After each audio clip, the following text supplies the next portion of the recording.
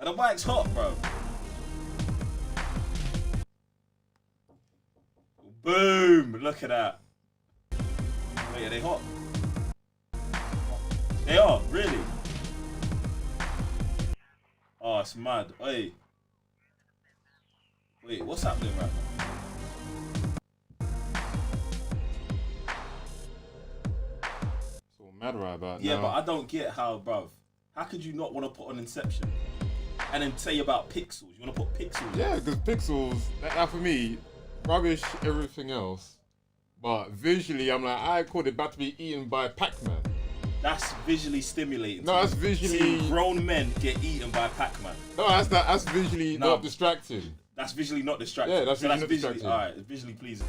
Yeah, I could just be like, oh, he's about to get eaten by Pac-Man. But however, Joe, so what do you think about this subject? That's what I was You want to thinking. see grown men get eaten by Pac-Man? I do not. I didn't produce the movie, nor have I still not seen it. But You ain't seen it? No, I haven't seen it.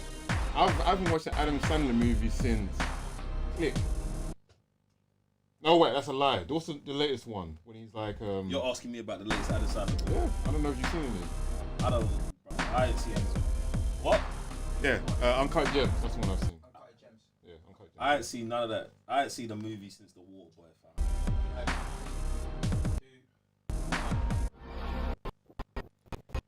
It's all been mad anyway. Guys, what's good? What's happening? Welcome to What? Free. What? Whoa, We? Okay. Are live. Guys, I'm Joe, 1/3 of the Cyber Nerds. I am Sam, Mr. Blitz Tech. What's wrong with you, bruv? Everything. Bruv. No. Please don't. Like, bruv, see, look. OCD's going through the roof right now. Damn. Bruv, why? I don't know. I actually don't know. Pretty because we were already talking, I was like, but yeah, never mind. Sorry. Do your thing, bro. Sorry. You can do it. It's been said, innit? It's been said. It's been said. Guys, what's good? What's happening? Welcome to Free DLC, our PlayStation podcast. Hope everyone's doing good. Joe, obviously myself. Raven is indeed here. He's going to be producing behind the scenes. So if you guys want to give man a shout out, super chats for them things there. And if you haven't been to the show already, obviously we go through our Twitch, we go through our trophies, we got some subjects for you, and everything else in life. Joe, how are you doing today, man? Black Lives Matter. Mm-hmm. Just for anyone who didn't know. Yeah? We good here? All right. Just so it's... Everyone's in the right... I just want everyone to be in the right vibe, feeling the right energy today. I'm feeling really good. What was the question? You asked me a question. How am I? Yeah, how are you doing? Yeah, bro, I'm good, man. I'm good. Besides you trying to like trigger me without saying we're starting the show without saying we are live, I'm fine. Okay. I'm good. Shout out to everyone plugged in. Appreciate you guys being here. Shout out to all the new Patreons of the Cyber Nerds. Yeah. Shout out to all the nice Cyber Nerds Patreons. Shout out to all of you guys. Shout out to all the new YouTube members. Shout out to all the YouTube members and Patreons in the chat here to spend your Sunday evening with us, afternoon or morning. Get me? So just shout out to everyone. Jeez. You know how we do and how we do. So yeah, thanks for asking. I'm doing great as well. Bro, I'm never gonna ask. I know, because I know you don't care. I'm never gonna ask. I know you don't care. Is this like, see, you're making this part of the show where you ask me how I am and I never ask it back. Yeah, that's how it's going to be, and that's fine. Cool, alright, cool. Alright, so at least fine. now everyone can expect it. Yeah. Alright, cool. Whereas never going to ask me, but I'll say I'm doing great as well. Like again, shout out to everyone joining in, whether you be the first time viewer, you viewed before, TCM fan, whether you are part of the YouTube members or Patreon. Guys, we appreciate you, everyone, here today. It's mad. So, Joe, without further ado, what are you twitching? Fam, hey, it's been a good week of streams. Shout out to everyone who's on man's Twitch. If you haven't already, I'm sure there's something in the links in the description or on the screen right now. Twitch.tv/JackandWin. Follow Geek Sense and Mr. Blitztex too. Get me? But this week, bruh, over the weekend, I forgot it's been a month. I hate that this show is just once a month. It's mad to me. But yeah, so in the last 30 days, streamed The Wolf Among Us, completed it. That game is one of my favorite PlayStation games ever. The game is just gangster, bro. And I can't wait for number 2. I can't wait. I even DM'd the company who are making number 2 just to say, guys, I believe in you. Do a great job. That's what the DM said. And they're probably looking at it like, this guy has got bare followers and verified, and he's messaging us just goodwill. They must think I'm nuts. We need those kind of nuts, though. We need that kind of nuts, to be honest. I was just feeling the energy. Because I'm playing a game, and I'm like, this shit is great. I just had to put that energy. I had to send it to him. Like, I hope their social media manager reads it and is like taken back and then walks into the office and says, hey, guys, this dude Joe says, let's do a great job. You know what I'm saying? I hope somewhere in the universe like that was happening. You get me? I tried to make it happen. That's like you're pretty legit because they must get the opposite on a daily basis. Exactly. That's why it just also pumped me up to do it. Like, I can imagine there's someone else who is me who loves this game but went to them with a different energy and was like, don't fuck this game up. It's my best thing ever. Don't do it. You know what I'm saying? And I was trying to combat that. So yeah, that's why I did it. So I've been playing. I played that, platinumed it. My first ever game I've double platinumed on my account, which I actually feel good about. I feel good about it because I love the game so much. If you haven't seen it or you missed a playthrough, you can now watch it on my YouTube channel. It's getting uploaded there every Wednesday, innit? You could just go there and watch the playthrough if you missed it on Twitch. Been playing that. Also, bare Call of Duty. But I don't want to get to Call of Duty yet. I want to talk about The Order 1886. Okay. This game, just started playing it 2 weeks ago. I have legitimately waited for years to play this game. Right. Because of, I'm going to say, me being an idiot and doing things and not listening to other critics and other reviewers, innit? Okay. So, back day when this game first came out, when did it come out? Do you know? Let me double check. Yeah, right, cool. So, when it first came out, obviously, I saw the game and I was like, raw, this shit looks like something I would love to play. But then all of the reviews and all of the stuff, and I didn't pay too much attention to it, but I feel like this was pre-Cybernerds, innit? 2015. 2015, boom. Like I was saying, it's pre-Cybernerds. So, when I started doing it, we started doing the Cybernerds, and I started learning more about my gaming, how I really am as a gamer, and this, and this. This was already after I had my preconceived notions about the Order, which were, it just looks good, it's trash, boom, boom, boom, boom, boom, boom, boom. So I never played the game until I saw it on PlayStation Plus for like £4, bought it. This was maybe like a year ago at this point. It's been sitting on my PlayStation until 2 Wednesdays ago when I was like, look, we're doing this on Twitch, boom, and the game is sick, bruv. Gangster, bruv. And it looks better than every game, maybe every other game I've played this year, fam. I'm trying to think of the games I've played this year. Graphically, it's way better than them, and I've got this new concept when I'm like, this is what Assassin's Creed should be right now. Okay, yeah. Damn. The Order is legit. It's a legit game. I haven't finished it. Okay, cool. I haven't finished it, so if you want a full review, you guys are going to have to wait. Just for anyone who wants to know, my socks are coming off. This is just something from my Twitch stream that now, because I'm taking my socks off, I feel like because we're on the live, I feel like I've got to tell everyone. Is it too much? I'm sorry. One more sock. Oh my gosh. I was like, this is a thing. Man's announcing. Yeah, I always sorry. I don't know. If you man watch my stream, you'd know. Like, when my socks come off, I've got to tell everyone. The socks are off. Yeah, cool. But yeah, The Order. That game bangs, bruv. That game bangs. We'll get in the review next free DLC, I'm guessing. Or thereabouts. Yeah, next free DLC, yeah. We can talk about it more in depth, and I can give you a full summary of how I feel about it and stuff like that. Been playing that. Now, last weekend, Season 3 of Call of Duty was ended. Oh, yeah. I was at what level was I? 76. Okay, Boom. yeah. Raven, when Heather tells you, let us know if 76 was it. But it was like 76. Yeah. We had to get to level 100 for Monday. And we started on what? Was it Friday? We saw Thursday? Something mad like, I think it might have been Thursday. Something mad like that. So it was like, yeah, my Thursday stream. What for house day 74? 74. Boom. Okay. Let's wait for Heather's full confirmation as well. Get me. So maybe it was... Huh? No, she remembered. she wrote it down for me or something. But Waffle House was there as well, so I believe him. Do you know what I'm saying? But obviously, if she says the same thing, then boom. You know what I'm saying? Get me? So basically, I think Thursday, I was like, me and you have been talking about it for ages. And I was like, oh, bruv, I don't know if I can do it. But I was on it. But I wasn't super motivated to do it. Then, contract came in. Do it before Monday. Boom. So then that whole weekend was grinding Call of Duty, fam. Boom. Bare games of Warzone. Bare multiplayer. I found out so many new ways to level up faster your season pass that I did not know at all, fam. Wow, okay. So basically, we're here now, innit? So if you're playing Call of Duty and you want to level up your season pass, it's done by two things. Time, and experience points.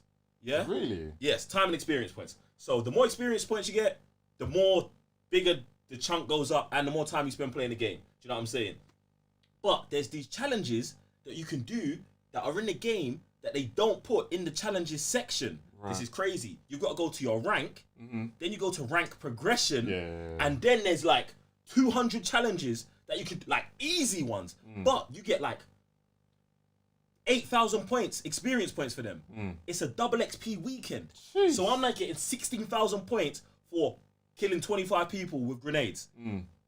And I'm running in the map, shipment 24/7. Go in shipment 24/7, throw 2 grenades, die, throw 2 grenades, die, you've just killed 4 people. Do you know what I'm saying? So I ended up grinding that, bruv. All of that. Complete the contract, get to level 100 on the battle pass, clear it out, fam. I was so proud of myself. Cleared it out, and then boom! On Monday, obviously, Call of Duty announced they're pushing the thing back, which is fine. We're going to talk about it later. But, yeah, so I've been playing Call of Duty, been playing Red Dead. We were supposed to have Mayhem at the mansion on Saturday, but I had some technical issues with my stream, so that's been pushed back.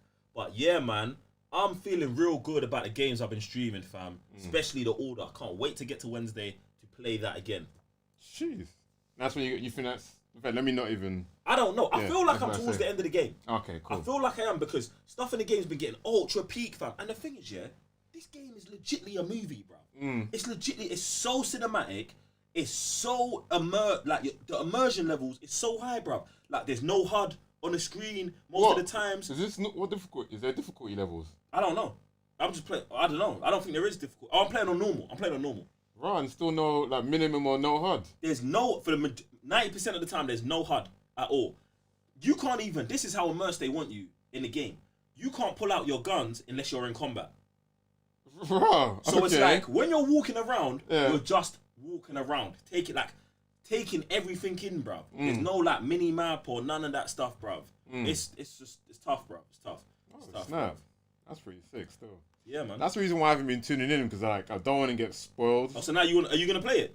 Yeah, like I've been meaning to play it anyway. I don't know why. Like again, I'm probably in the same boat where I'm like, I want these other games to be played first rather than the Order 1886. But I don't know. I guess I'll wait till your review and then I'll play it then. But I really like the game, fam. And the thing is, it's crazy to me how much of I keep bringing this up, how much it reminds me of how I believe Assassin's Creed should have went. So like, obviously I'm still excited for Valhalla and all of that other stuff here, but I'm looking at this game, The Order, yeah, and it's like, it's so much like Assassin's Creed. There's this secret society who have been around for years, like Knights of the Round Table, but in the year 1886, secret society who protect people, bruv. But all their costumes just look like Captain America. You know? They all look like Assassin's Creed costumes, and I was just like, rah, bruv. Like when Assassin's Creed was having this big drama on, oh, we can't release games every year. What do? They should have went the Order way, where it's like, listen, we're gonna turn this into a super cinematic experience. All of the stuff that Assassin's Creed already do is in the game. Do you know what I'm saying? The way it traversals, the way it looks, bro. Really? Bro, the thing is, I didn't think the Order was gonna have like mad traversal in right. it. But bro, you can like run and jump across things and then start climbing, bro. It's weird. It's not to the Assassin's Creed level where there's free running. Okay. There's no free running, but the basic mechanics that Assassin's Creed uses to climb and jump it seems very similar. And I was just like, oh, Ubisoft just don't know. Ubisoft, look, you know what it is. It's love between us. But they jumped on the, okay, RPG looter shooters are trending Yeah. right now. We're gonna jump on that. When I feel like if they jumped on this, they wouldn't have an issue with Assassin's Creed. Hear this, in like 7 years, when this looter shooter RPG thing's dead. Yeah. Do you know what I'm saying? Because when that happens, they're gonna have to be like, oh, we got to transition again. Exactly. I've even heard rumblings of them saying that they might stop calling it Assassin's Creed and just call it Valhalla. That's what it should be. Because the games are so now not even Assassin's Creed. Yes. And that's crazy to me because I'm like, bro, if you went the Order route, you would just call your game Assassin's Creed. The Order or something. You just call it Assassin's Creed. This is the new Assassin's Creed game. Okay, it would still have its name. Right. Yeah. Because you're not now jumping around all of these places, like, and it sounds like I'm bashing them, but I'm not bashing them. I just feel like it's interesting seeing the path they took, but it's an easy way to get there. Like, they took the easiest route. Oh, this is trending, we're jumping on this. Boom, boom, boom, boom, boom. All right, cool. But I feel like when that trend ends, where's Assassin's Creed gonna go from there? Boom. Now you saw what happened to Breakpoint. Breakpoint jumped on the trend. Jeez. Finished. Yeah. That franchise, I don't want to say it's dead, but we ain't hearing about another Ghost Recon like for a minute. Do you know what I'm saying? So, and Assassin's Creed's got more staying power than Ghost Recon, so it would survive the next jump, but they could have jumped to that now, and then they would never have an issue moving forward. Yeah. This game looks as good as like all of the best looking games, bruv. Arkham Knight, Uncharted 4, all of them looks on par, bruv. On par, if not better, fam. 2015. So do you think? I don't know. Maybe it's just down to budget then, because I think obviously, like you're saying with Assassin's Creed, I've always said that when they've jumped on this whole RPG-ish looter element, that should have been a new IP, or now you're saying IPs, and then Assassin's Creed should have still stayed like cinematic. So, 100%. So, even with like this game, I'm surprised they haven't got like a sequel. So, do you think maybe it's like budget constraints or like I think the risk versus the reward or whatever? The industry got. What's the studio that makes The Order? Bruv, they're working on a new game. Oh. They're working on a new game. And I've got an idea that it's going to be a launch title with Ps5. Bruv, The Order came out 2015. They ain't even made nothing else. Yeah. It's 2020. 6 years, fam. Bruv. Ready Out Dawn. Why does that sound so familiar? Alright, so I would hope so. I would hope what I'm saying is true, but maybe it's not. You get me? That's just me guessing. And me being hopeful now that I've just played their last game and I'm like, that game's gangster, fam. What was the question you asked me? You asked me like Assassin's Creed. I was just totally blanked. Yeah. I don't know. Like, yeah, do you think it's like budget constraints? Like, why do you think we haven't got a sequel from The Order? Yeah. Because of the industry. Oh, okay. Because when the game came out, the industry shat on it. They were like, all right, cool, look, we're done. Maybe they didn't have an idea for all that. And I haven't got to the end of the game, so I can't tell you if they're setting up a next game. But this game, I don't understand why it doesn't have the next game is called The Order 1887.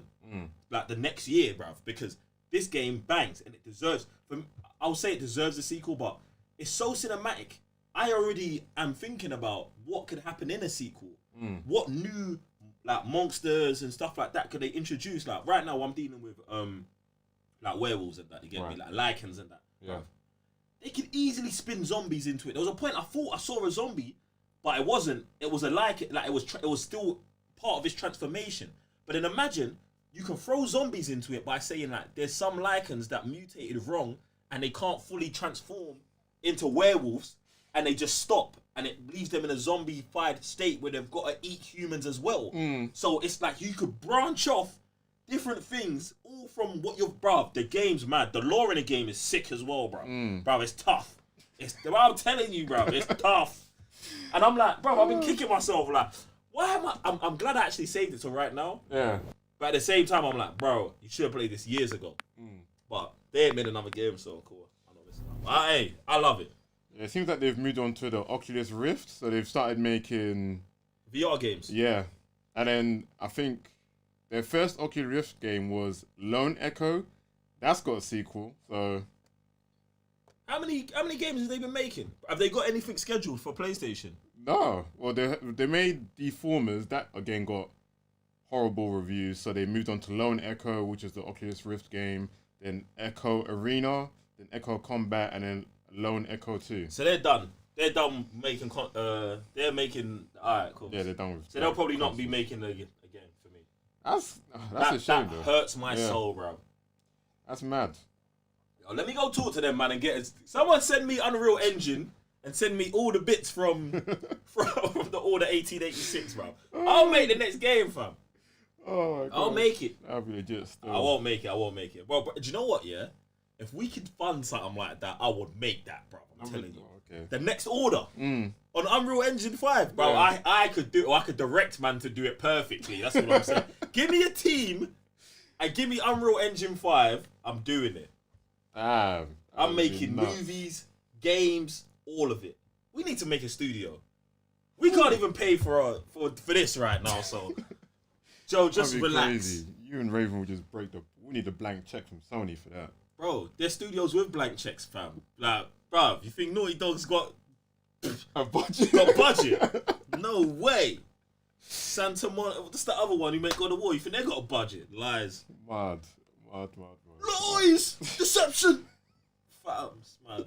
But anyway, yeah, that's what I'm twitching, man. Brother, that's legit come still. off me. I was just 45 minutes of talking about the Order. That game bangs. Wait, listen, someone jump in the super chat and tell me if you've played the Order, what do you think of it? Do you get what I'm saying? Like, the thing is, because I'm really interested to hear from players. Because you know, certain man have got agendas and stuff like that, and this reviewer said it, so I'm gonna say it. Like, I don't feel like at times people can think for themselves in it, and I feel like we try to keep it 100 at all times in it. So I want to hear from players. It's like, man, is still like the audience rating's 80%, but the critics reviews like 12. I need to see what's happened here. Exactly. So I need to talk to more players, fam. Yeah, something don't add up there.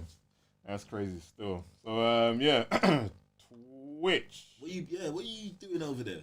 On my Twitch. So yeah, obviously we're coming up to The Last of Us Part 2. That's what, a week and a half away. Yeah, bro. We're in like when I say the final stretch, we're in the final stretch. It is legitimately crazy. So I think the last month, I don't know if I started then, but then I completed my first run through now on Survivor, and I was looking at the trophy list. Obviously, I've been saying I want to like platinum the game.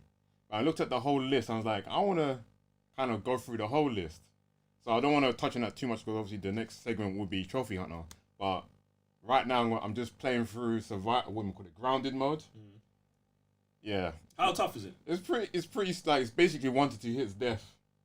That's not that hard though, is it? But haven't you done ones where it's like 1 hit kills before? Like Devil May Cry or something? Something like that, yeah. Some said but 2 hits. You can get 2 hit twice. But this is a stealth game, like. And that's in your favour. I don't know, like it's a bit mad. You gotta get like there's tactics I have never used in PS3 or the PS4 time I've been playing this.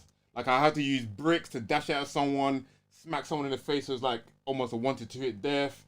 I've been sprinting around a freaking parking garage so I don't get hit. Like I've never used any of these tactics before. I'm like grounded mode is actually mad, and for some odd reason as well, I feel like the stealth is much more real in this mode compared to even Survivor mode. Like I'm only at the high school just to get the car battery, and then obviously you're going through the suburbs, going through like the houses and stuff.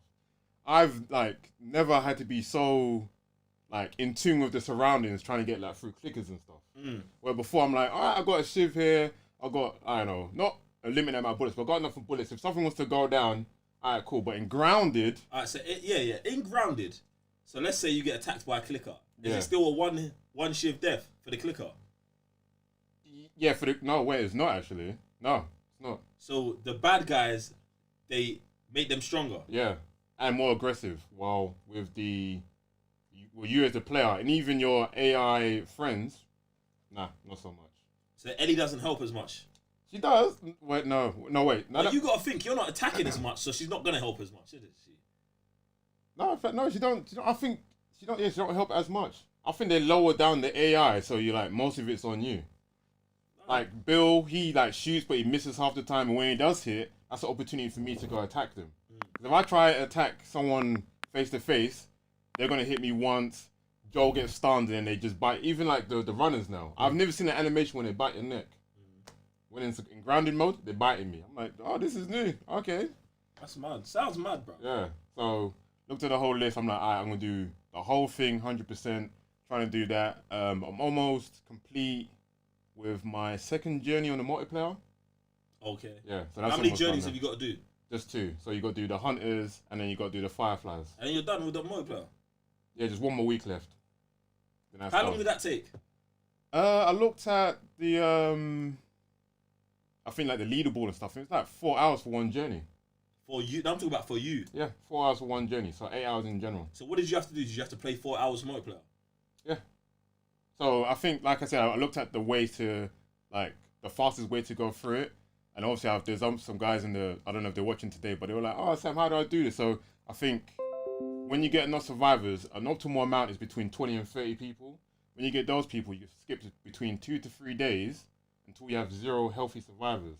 So that makes you obviously not complete full games, which might take, I think they said the whole run between 12 weeks is like almost 100 hours in itself. That is mad. Yeah.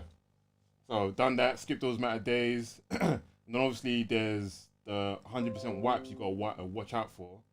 And there's only like real easy ones. So you got like downs, executions, reviving the teammates or healing your teammates. As soon as you do those, like it is mad easy.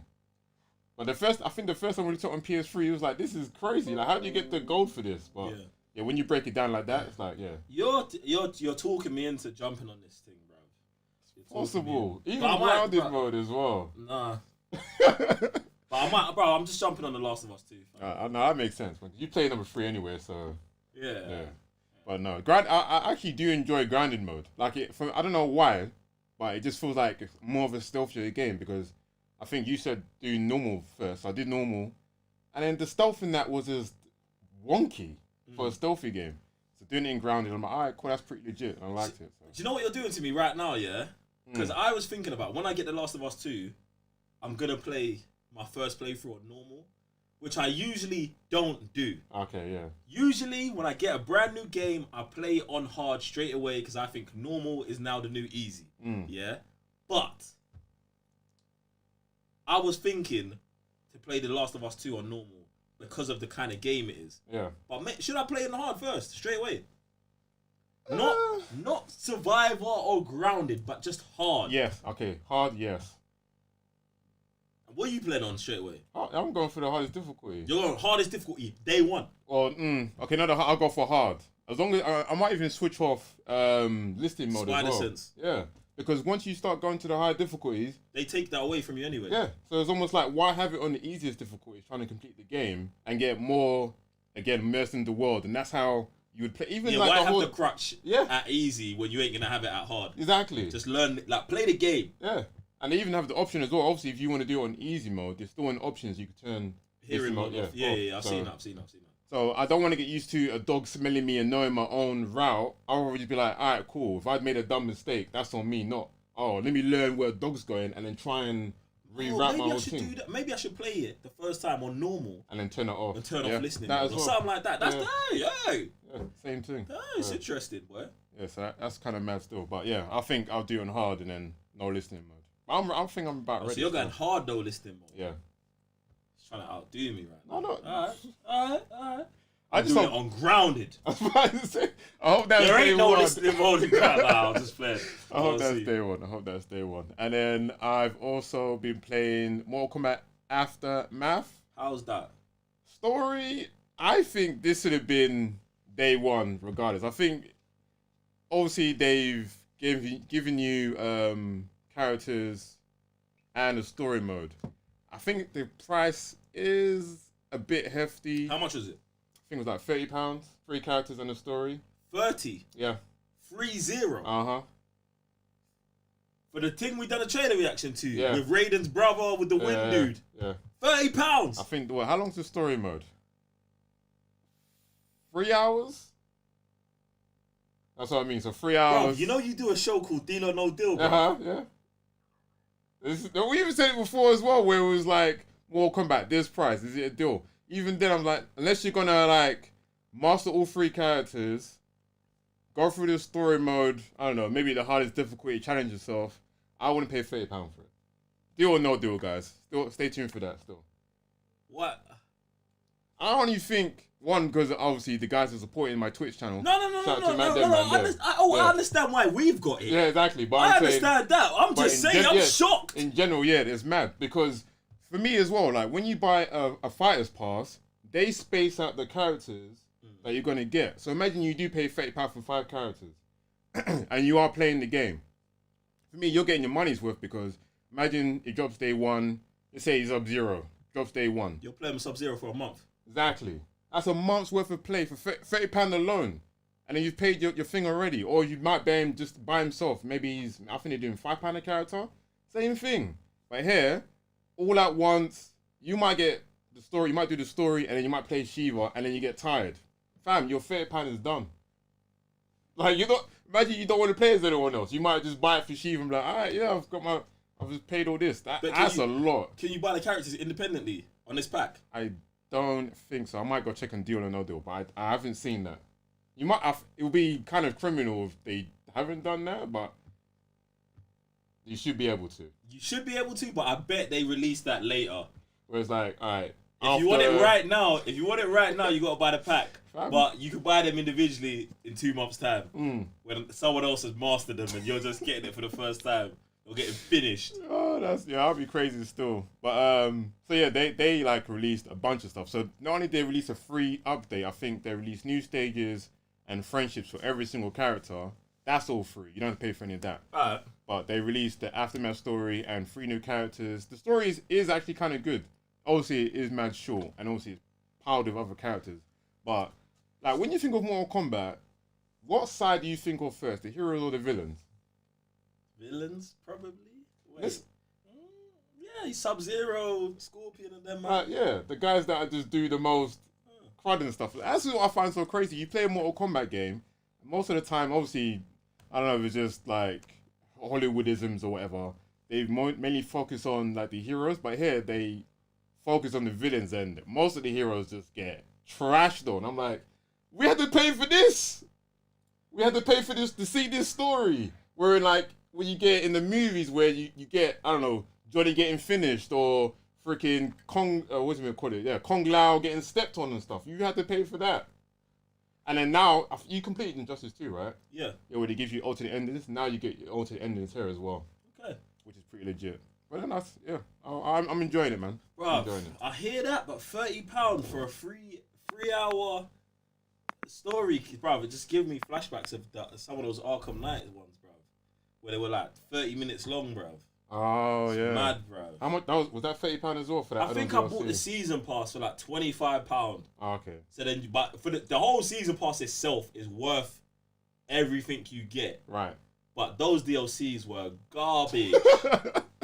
Even me, hey, I love Batman, but hey, them DLCs were garbage. The story, except for the Batgirl one. That's what you gonna say. Yeah, the Batgirl one should have been its own game. Like she's gangster. Right. But it was good playing with Red Hood. Yeah. But bruv, you're just doing a little challenge map, bruv. It's like an hour. Yeah, no, bruv. They tell you in like 2 pieces of story, and then you just do a challenge map. The 2 pieces of story, and then you do like a free flowing fight thing. But there's no boss. There's a boss, bruv, but it's not really a boss. Yeah, bro. That's come on, man. It was whack, bruv. It was whack. That's mad still. I don't understand, yeah. I'm still on you, man, for this Arkham Knight thing, bruv. If you're making a Batman game with an open world and you've got other characters that are actually playable in the game, they have to be playable in the open world. You have to be like, all right, listen, you can go through Arkham City as Red Hood. Yeah, but obviously they're thinking about, but he can't glide and he can't do this. How are we going to fix these mechanics? Bro, don't half-step it. If you was going to put him in a game, you should have thought about that then. Do you know what I'm saying? But then Catwoman can't do that either. So. But Catwoman's in Arkham City and can traverse. Exactly. But that's why I'm like, so why'd you not put Catwoman in Arkham Knight where she can traverse? It don't make sense. You've gone forward and gone back at the same time. Yeah. Do you know what I'm saying? But they're like, well, everyone can't use the Batmobile. But you could put Nightwing in a Batmobile, stole it from Batman. Could put Red Hood in it, stole it from Batman. Right. Could put Batgirl, Batman gave me the keys because he trusts me. Do you know what I'm saying? There's the other ones you got to worry about, like not Azazel, what's his... Azrael. Harley Quinn. Like, you could have just swapped her thing out for like a van. Like a van that crashes everything. Like, this is a Harley's party bus or something. Like, bruv, there were solutions, you know? There were solutions. You, man, hit me up. I just don't understand, but there's other games that did it as well, but that always killed me about Arkham Knight. And then I'm seeing these PC modders doing the most. Doing anything they want in the game, bruv. It happens. Kills it happens. me, fam. Oh, maybe next year. No, right? No, it won't. Never see that in the consoles. So mad, guys. In fact, you know what? If you super chat right now, we're gonna read out about a couple of comments and then we'll move on to the next section. If not, hey, listen, jump on that suit. I want to hear someone's opinion on the order, definitely. And then this whole Mortal Kombat thing, because I know you got there's bare community members that are super into Mortal Kombat in it. So I want to hear what you man are saying. Like, if you bought Aftermath, how do you feel about it now? Like, I want to know. Alright, cool. These are not related to what we're twitching. I'll read them out anyway. Shout out to you, man. We got Lizzie. What's good? What's happening? Just because Raven's not here, I'm going to say it for him. Twerk team, what's good? She actually didn't say that this time. That's how she's kind of mad. She goes, "Yeah, did I get that right?" Why are you asking me? Right? Why are you asking me? Why are you asking? Ask her. I don't know. Lizzie, did I get that right? Let me know. Smudge you though. I look straight me dead in the eye. Did I get that right? Like, bro, I didn't originate the thing, fam. The picture and everything. She goes, "Yes, cybernerds. Hashtag BLM. Hashtag T10 ladies." Early Black Lives Matter. You know what it is. Yeah, man. You know them things. They are. We got John Charles Caudry. How you doing? What's up? What's happening? John Charles, what happened for you? What's going on, brother? He says, "What's up to my brothers across the pond? You know how we do. We out here fighting a good fight, bro. You know how we do."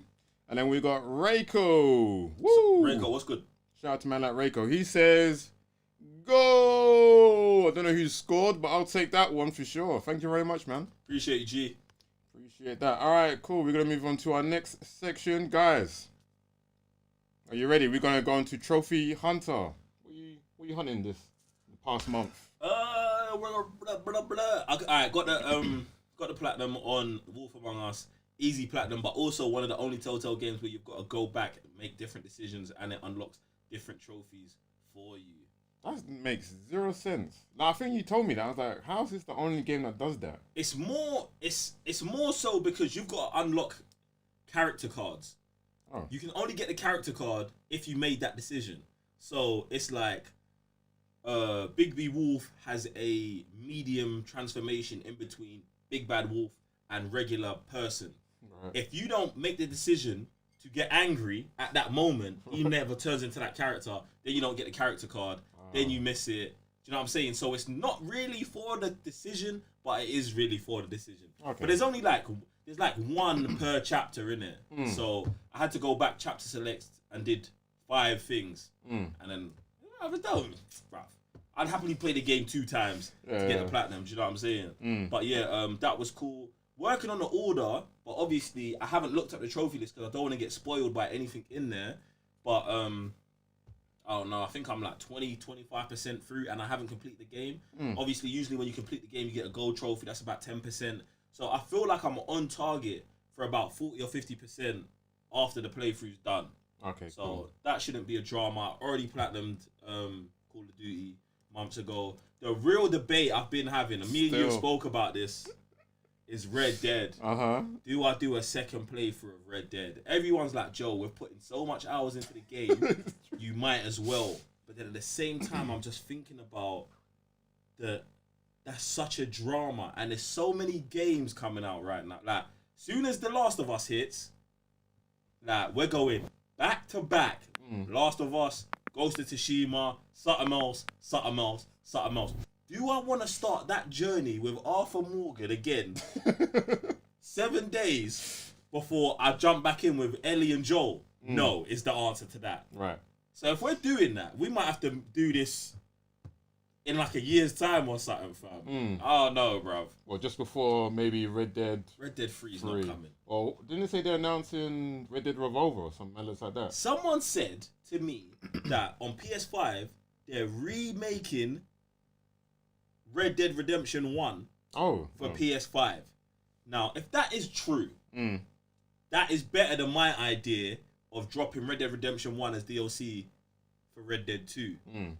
That just do that because PS5 and we've got another Red Dead game. You know what? I'm streaming for another 1,000 hours. Bro, it'd be mad. That'd be legit still. But yeah, I don't know what to do about that, man. So jump in the super chat, let me know. Help me make a decision.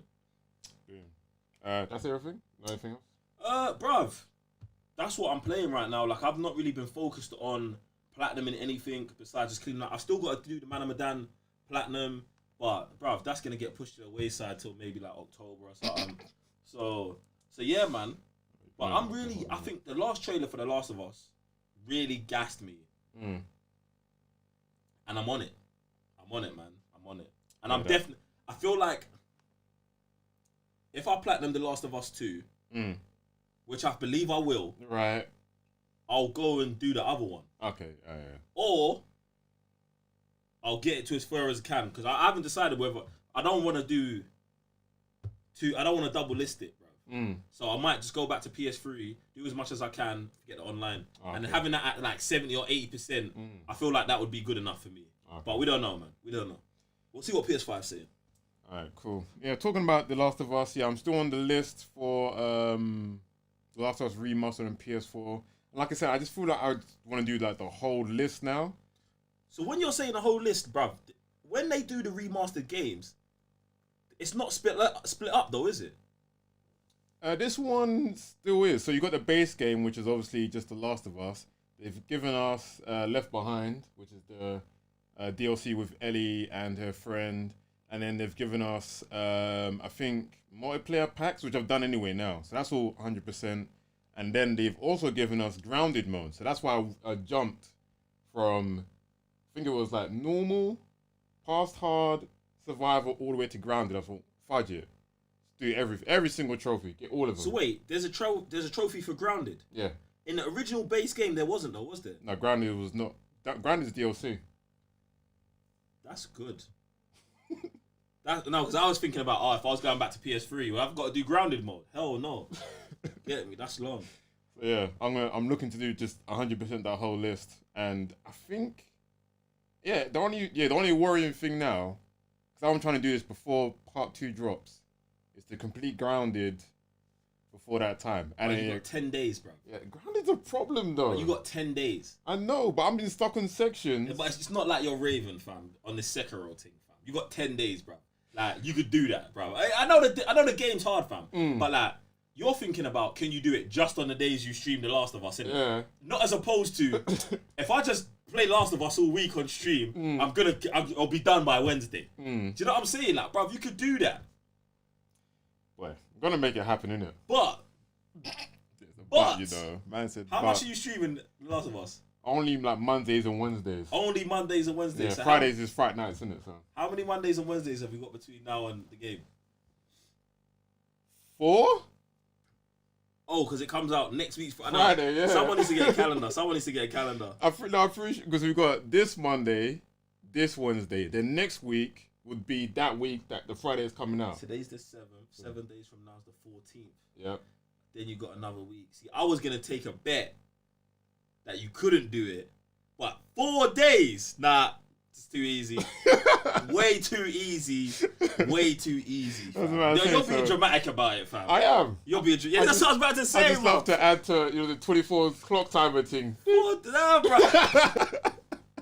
No, you try to. Hey, everyone see you try to finesse, try to go for sympathy points, bro. That's easy, bro. Do that, man. So yeah, that's gonna be complete. No way. That's gonna be complete. And I was even saying as well, even before the end of the year, I need like 50 platinums. I think I'm on like 47. So you're on 47. Oh, yeah. We should do that.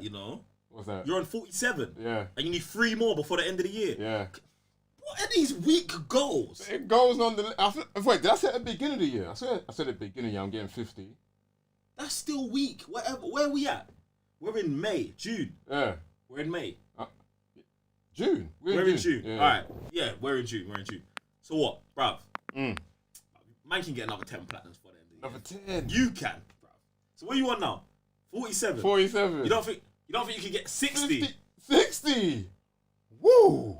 13 more platinums before the end of the year. Before the end of the year. I think what we spoke about before was I was just trying to go for 12 platinums a year minimum. Right. So that's like 1 platinum a month. Yeah. But obviously sometimes you like get on a bit of a roll, get 4 platinums in a row, something like that. Bro, I'm just saying. I'm just putting it out there. Maybe you could get to 60. I'm looking at mine like 62 and I'm like, you get to 70. Can I get to 70? Yeah. Before the end of the year? 8 more platinums. Yeah, I think I could do that. Okay, cool. I think I could do that. Easy. Bruv, alright, let's think about it, yeah. Last of Us, man can go for it and get it. You get me? Last of Us, Ghost of Tsushima's getting platinum. Bruh, it's getting platinum. Sucker Punch, bruv. Yeah. Firstly, the platinums haven't been that hard. All I'm thinking about right now is just how much time consuming that's going to be. But I don't care, because Ghost of Tsushima looks like a gangster game. Those 2 games, throw in Watch Dogs, throw in the Avengers game. Like, Valhalla. I don't know about Valhalla. Oh, sorry. Watch Dogs, is that what you mean for Assassin's Creed or? No, I'm thinking Watch Dogs. Watch Dogs 3. Right before the end of the year. Oh, Watch Dogs 3. Yeah, I think that's going to come out before the end of the year. You don't think so?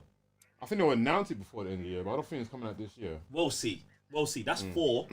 That's 4. Ting back, fam. Man and Medan's half done. I'm playing the order right now. That's 7. Well, that's 6. That's 6, bruv. 2 more, but I can do that. Okay. I can do that. Are we taking bets? Oh yeah, I was about to say we're taking bets. But what's the bet? Isn't it usually a bottle? That what? So you're gonna bet me that I can't get 70, and I'm gonna bet you that you can't get 60. Yeah. And what if we both achieved and no one gets nothing? No one gets nothing. Alright, cool, boom. There. Someone write in the books. Discord, come on now. Write in the books. There you go. Gee, that's gonna be, oh my god. Hey, make the gaming spicy, innit, bro? Certain man are out here and taking 12 months to get 1 platinum, yeah? Man have got 8 on the rest of the year. I'm so done. I'm finished, you know. I'm finished, bro. I'm so done. I'm finished. And this one was crazy as well, because at the beginning of the year, obviously we had the Kakarot game. And when I saw the list, I thought, this looks mad easy. So I was like, oh, if I'm getting Kakarot platinum, I'm going to get the Fighters platinum. Yeah. And it was only the other day, I can't remember what happened. I think I was trying to boot up Mortal Kombat to get the downloads done, yeah? But then it was Fighters that was in my PlayStation. So I booted it up and was like, alright, let me get my usual, I think they give you like 100 zenny per time you load up, per week I think it is. So I uploaded it, and I got the platinum. They gave me, what, 2 to 5 million zenny? Just for loading up the game? Just for logging in. I thought, alright, cool. Came up, you've achieved 20 million. Boom, there you go. Here's your platinum. You don't even lie. Even now that you've said this, it's reminding me of some couple Vita games I've got that I could bust off real quick as well, fam. Dude, this is going to be some race now. Hey, oi. The platinum race. Oi. 60. I don't know how I'm going to achieve that, but still. Guys. Bro, you took a big one, bro. Yeah, 60. I'm going to enjoy that bottle at the end of the year, fam. Guys, let us know. Super chat. What are you trying to achieve in your platinum race? You got to join the ting still. I'm going to go to the super chat, see if anyone's said anything. That is actually going to be mad, though. I don't know what I'm going to do with my life. I'm actually going through my list now just to see. Lost Legacy, I could jump back on that. Boom. Lost Legacy, I can jump on. Man, I'm down. That's 2. You've done Uncharted already, haven't you? I've done Uncharted 4 already, yeah. Okay. Lost Legacy's legit. Bro, Injustice 2. It's too luck-based, man. Should I go back for it? That cat call one is mad. And then that's the biggest drama of all of them. That's the dumbest one. Evoke, he comes through. Shout out to man like Evoke. He says 60 platinums. Do it. I'm sorry. Do it. I'm gonna have to. Nah, man's backing me, you know. The thing is, I'm taking a bet, but I actually think you could do it, bro. Yeah. I should have went 65, but I'm talking about effort. You know what I'm saying? If I wanted to make it spicier, but 60, 13. You got to do 13 more platinums. Yeah. I think you can do it, bro. Mad. That's a lot. It's a lot. It's a lot. I need to look at my list and see what I can do. Yeah, bro. You need to. That's one of the best things about when you take on like a platinum goal. You got to run back and see, have I got any games at 80%? And then you're like, yeah, I can do this one in the weekend. Boom. This is what I'm looking at. I'm looking at Injustice 3, like, bro, that might even be good to jump back on. Just because you know Injustice 2, I mean, because Injustice 3 is going to be coming soon. Has to be. Fingers crossed anyway. Boy. See, now I'm going to have to boot up my PS3, you know, and just be like, I'm about to play Run you that again. ting back, fam. Did I do that with? I think I did it with Saints Row. Arkham Did that with City. Saints Row. But It's boy, mad I still don't have the Arkham City Platinum, you know. but that one's actually legitimately mad though. That one is mad. It's a bit mad. It's legitimately mad. Guys, we got one more before we move on. Bahador, shout out man like Bahador, you know. Tier 3B, what's good, G? Jeez, What's Tier 3B. good? Patreon gang. He says, how hard is the Arkham Knight Platinum? Do you know I'll say it's average. Yeah. Whoa. It's a average. bit spicier than that. It's got some challenging. 7%. Yeah, see, for me, if it's around between the 7 and 10%, I think that's achievable. No, it's achievable. It's achievable. Yeah. Like, I think if it's like 5% and under, I'm like, then you gotta have either That's it's tough. luck based or you gotta have real skill Yeah. to achieve what they're asking for. But Yeah. 7%, I think if you're like a gamer, you know, you put hours into your console, you've broken a few pads, you could do it. That's actually a great way to put it, Sam. Yeah. If it's below 5%, it's tough. It is tough. And they're the ones that real trophy hunters will look at you and be like, he's a gangster. If you got a couple trophies below 5% rarity, you're a gangster. And then at 5 to 10 is like anyone could get these if they really enjoyed the game or they tried to get it. Yeah. Outside of that, where it gets dicey, like, it gets dicey. Like if you see certain man with bare 40% platinums, yeah, you're just like, bro, man, look down upon them, man, and then Yeah, you get it's them. like, Especially the ones who do that and then double list them as well, fam. Alright, a 40% platinum, like, yeah, but I did it on PS3 and PS4, and I got the Vita version as well. Like, come on, bro. Have you got the Red Dead Platinum? Nah, G. See, look, he's trying to incept me. He's trying to incept me. It's true. Red Dead's platinum. We're talking about platinum rarity. Red Dead is on 2%. Exactly. So 2. if you get that, I don't care what you double platinum, fam. Yeah. I can get 4 double platinums I'm like, alright, for just cool. doing the Red Dead one. Yeah. That's smart. The mass adds up. Do you know what's crazy to me? The God of War platinum is 30%, bro. And I don't know how. Because you could do that on easy. The Valkyrie Queens are still mad on easy. Are they? I mean, I don't know. I didn't do it. But I would presume so, no? I wouldn't. Or is it that just because the game is so popular, so many people bought it, that it's inflated the number? Do you know what I'm saying? Because that, bro, 30%, that's crazy. I just think the same thing with Spider-Man. Like, Spider-Man was one difficulty, and it was like the hardest one, like Superior Spider, or whatever you want to call it, the hardest one. And that was it. That game would be tough, because I remember playing it on hard, and it was some of the, you know, the missions you got to go to the bases. They were mad, you know. Yeah, but the Spider-Man Platinum's on a 48%. And there's a difficulty thing on that. You could do an easy and then go ham. And Jedi Orders on 37%. And that's got a difficulty thing, right? See? So... Yeah, but do you know what, yeah? These games are these 3 games we just said are super popular, bruv. So, I don't know. It's interesting, man. It's interesting. Well, I guess we'll just have to see and find out if you're just about that life. All right, cool. We're going to move on to the next section of the show, which is PlayStation Plus for the month. Let's see what we've got here. So it's PlayStation Plus for the month. We've got Call of Duty World War II, and we've got Run Star that ting Wars back, fam. Battlefront. Battlefront 2. Ain't it something else? No, Weren't there 3 games? that was last month. And then last month was World War II from Call of Duty. So it was almost like 2 weeks left. No, 1 week left. They just gave you Call of Duty. And then it's But this then what's month. this month's 2 games? Call of Duty World War II. But you said they gave it to us last month. Yeah, they did. And then they just kind of slide it. I don't know if they're going to do it as a recurring thing. But it was last month. And it's also this month. Alright. So it was like a bonus game. So we had the 2. I think people must have. Was it the 2 sim games last month?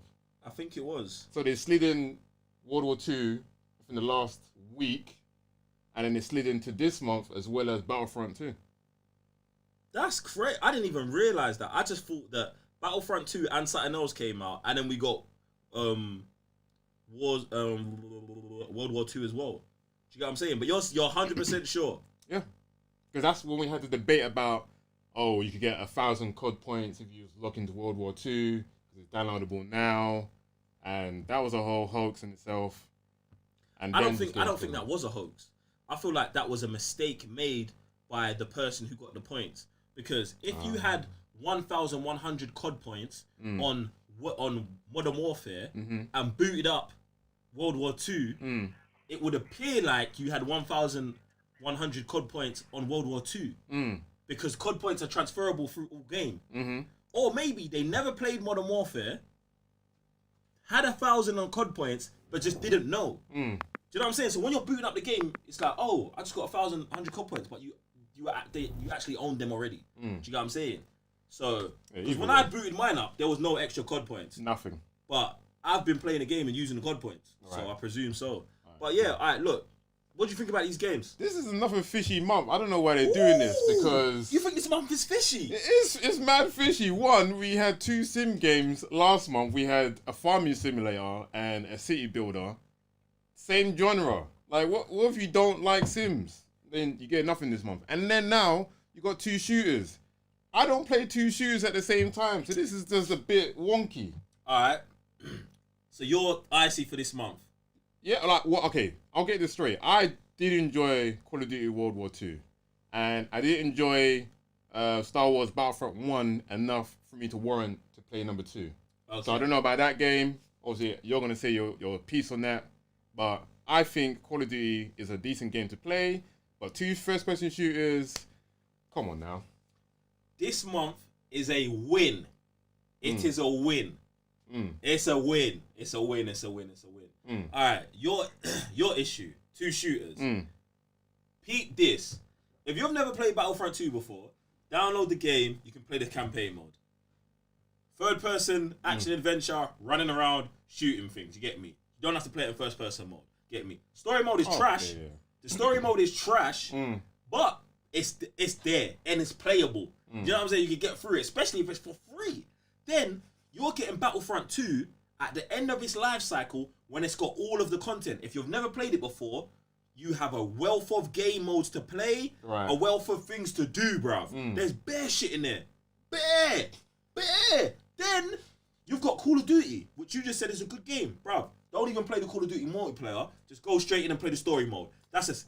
Or what? Zombies. Oh, I forgot it had zombies. That's what I mean. Boom, bruv. 3 components right there. This month of games, I think is super lit. If you don't own either of them, or never ever owned either of them, you're winning. I feel like you're winning. And even if you have, let's say I've got Battlefront 2 and played it bears, but now there's a couple other people who have got it, I could jump back on and we can go and do something together. Do you know what I'm saying? So I actually hope that the Battlefront 2 kind of, what are they called? Community are kind of reinvigorated by bare people getting the game for free and playing it. You get me? Am I going back? No. So you're completely done with the game? Bruv, I've done everything in the game. Platinumed, played it all, left it for a year, came back, played it again, left it for a year, came back, played it again. Me and the game are finished. They didn't add anything new that I felt like spoke to me, and the game modes that I do love, they still need more. They need to be fixed more. Like Hero Showdown was a great game mode, and it's almost like Call of Duty's 2-on-2 or 3-on-3. It's like that, but there's things they need to do to make it better. So don't know about that. EA, I'm waiting for that phone call. And then the next thing was Starfighter Assault that they just left. Like, bruv, they just didn't do anything for it, bruv. It's just left it to the wayside. And Criterion, just RIP Criterion. RIP Criterion. They're one of the game developers that I've just... I hate seeing a man go down the toilet, fam. They had so much... They did so much good for the universe, fam, and then they just got swallowed. Please. Bruv, it's mad. Boy. Galactus got them, bro. Oh, yes, that's mad still. But I was going to ask a question. So, yeah, I just don't want it to become a trend where you just get into shooters, though, because I always like the variety they would give us. They would give us one game, which was, let's say, a first-person shooter, and then you get a racing game. Like, that would... I'm guessing, like, who doesn't play first-person shooters, obviously there will be a small people that don't, But like you're saying, even then you got a third person in Star Wars, but it's like Yeah, but that's what I was about to say. Star Wars, even the multiplayer, you can play in third person, bro. And most people play it like it's a third person game, bro. So I hear what you're saying about shooter, but I think both of these games actually give you so much variety within them that you're good. The only issue is that they're both two very popular games, right? That most people who were interested in probably bought. Do you know what I'm saying? So I don't know, man. I think it's a win. I definitely think it's a win. I'm not playing either of these, but I think it's a win, man. Get me? I'd love to hear what you guys think. Do you know what I'm saying? And all of that. But I'm really interested in why Call of Duty would let World War II go out now. Do you know what I'm saying? Like, you don't think it's a weird time? Like, we're going into season 4 on Modern Warfare. Yeah. The online game's going into season 7. You're gonna announce your new Call of Duty, Cold War, in November. Yeah. Why would you drop this one for free? Why wouldn't you drop an older one like Modern Warfare Remastered for free or something like that? They've done it already. They've already given us Modern Warfare.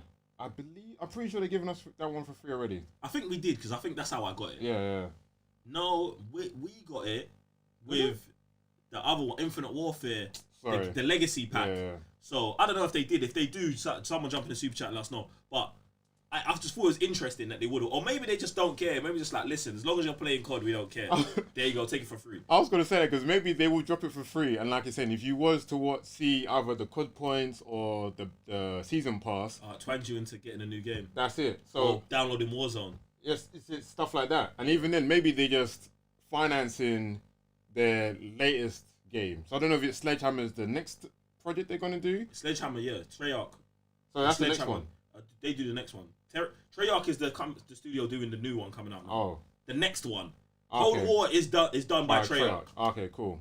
So then maybe since Treyarch is done, they're like, all right, let's release World War II. And that will finance Sledgehammer, which might be them after Modern Warfare. Yeah, exactly. So who knows? We'll see. All right, I'm gonna go to the super chats. Shout out to them, man. There. If you got anything or anything you want to say about PlayStation Plus, let us know. We got 30k gaming in the building. Shout out to you, man. Shout out to man like 30k Patreon gang, all them things there. What happened for you? He said, This about to get dicey. He said, Sam, are you gonna platinum Fury? Fury, what's that? You know, Fury! Stupid, hardly touch the boss run game. No, I am not. Just straight no. No, I need to jump on that and see what the numbers are looking like. Because I was playing the game and I do like those kind of challenging games. I'm gonna jump back on the game anyway. But then looks at the trophy list. You gotta do a speed run. You gotta do. They're my work. They're the worst to me. Speed runs. Yeah. I'm not even trying to see it. So, I don't even understand how people do it. Like, how am I supposed to beat a developer's speed run on someone that created it? They know the ins and out of the game. Like, they've got the freaking code. I'm supposed to beat them people. I don't think so. I think there's even another trophy about don't get hit or something. Are you sure it's called just Fury? I instead of Y. Yeah. There you go. So instead of I think there must be another trophy that says don't get hit. That's another madness within itself. I think I got to like boss 3 or 4, and that was already frustrating me. So 30k to answer your question, very, very unlikely. It's a 1.56% rare, ultra rare. Boy. Yeah. So boy, I need to go to the guide breakdown. That's what this thing here. Oh, what's the difficulty? 10. On 8 out of 10. 8 out of 10. So difficulty for how hard it is to platinum is 8 out of 10. 4 playthroughs, 20 hours. When it read it like that, doesn't seem that bad. 20 hours, 4 playthroughs, 8 out of 10. But that's what I mean. But that's based on that guy's skill level. That's what some trophy guys had just yeah. A bit mad. Because that guy could be super like I could go to his list. If he's good on like something like Street Fighter or all these other, I don't know, very technical games, I can't compare to that guy. Yeah, maybe in like 20 years I can get the Fury Platinum, but man says 20 hours. I did this. Yeah, I don't know. That's a bit mad. 1.56, all I know is that's mad. I'll try, but I might not succeed. Thank you very much, 30k game. You've got Shadow. Murr. Shout out to man like Shadow, my Patreon gang. Jeez. And shout out to Evo as well. He's Patreon gang as well. But I also wasn't saying Patreon gang back then, but now I am. So Patreon gang, Patreon gang, Patreon gang. Jeez, we've got a lot of gangs up in here. You go, boom. Big up TCN. Sith Lord gang. India in the house. Enjoying the stream, even though the last PS game I played was Tekken 2. Oh my gosh. Wowza. Why so long, man? You gotta jump on, man. You gotta jump on some of our streams. Hashtag RetroGangFTW. Hey, shout out to all of the movements moving around here. Shout out to everyone in India. Shout out to everyone who don't play PlayStation no more. And the last game they played was Tekken. Shout out to you. Appreciate the support, bro. Can you imagine the last time you played Tekken 2? Tekken, fam, bro. Smart. What are we? Tekken 7 now. Right. If you play that today, he might not survive, you know. Man be like, this is what they're doing. Fam, it's crazy. In Tekken. It's all nuts. Alright, cool. So cheers for the super chats. We're gonna move on to the next section. We've got deal or no deal. I'm interested to see what you got for man today. I'm interested to see. So we've got some wins, some L's, and for me, a blatant catfish. Guys, jump in the super chat, because obviously I can't get every single deal out there. So if you can, let us know. And obviously all the stores are different. This is the UK store. So if you're in the US, make sure you let everyone know what they're getting in the US. And if you're somewhere in Europe, Japan, Australia, anywhere around the world, drop your super chat. Let us know of the deals that you find out there. Or let us know of a catfish that we should be avoiding. So to start off with, I've got God of War. Oh, okay. I just have to shout this out because if you haven't played this game, this is like... Oh, in fact, I'm going to just say it out to Joe. In fact, the price now for the God of War in the store, which is pretty crazy, but I actually kind of like, it's £25 in the store. That's the original price. That's the original price? Yeah. Okay. It has now dropped down to £13. £13 for God of War, standard edition. It says digital deluxe. Yeah, I don't know what that includes. Come read. Just read what it comes with. All right, so the bonus content you get is the Death Vows armor set, Exiles Guardian Shield, Dark Horse coin book, digital coin book. Wow, okay. Dark Horse art book as well, and a dynamic PS4 theme. So I was gonna say that's actually not a deal. Firstly, when you use that, the game's £13 for God of War. Uh-huh. It's like 2 years old now. It is a great game. Uh-huh. £13 just for the game. Right, come on, you gotta try and get under 10 though. No? Or 10. This is the thing though, like if it's like disc, I'm like, yeah, get that even 10, but in this, like, you're gonna be hard pressed. How much percent is that off? 48%. Bro, you know they're gonna do a 60 to 70% sale at some point, fam. And God of War is gonna be involved in it, fam. I don't think they might try to avoid it, to be honest. You think they wouldn't? I don't think they would. But when you said digital deluxe, Yeah. art book, comic book, PlayStation theme, I'm like, yeah, get it, get it for £13. Yeah. That's alright, bruv. Look, if you're into art, you like that kind of stuff, bruv, and you might want to use it or something like that. Yeah, bruv, get that, man. £13. That's a win all round, bruv. That's a win all round. I don't know about the game on its own. If I saw it for £13, really, even on disc, bruv. On disc, £15. God of War, bruv. For me, it's hit that time where it needs to be $10, bruv. $10. What? That's a 10. Okay, in fact, in my head, I just said God of War for $10 is a steal. Exactly. So maybe $13 is, yeah, I ain't playing God of War. I can play. Yeah, man, alright, cool. But it's the digital deluxe, bruv. It's a good deal. It's God of War.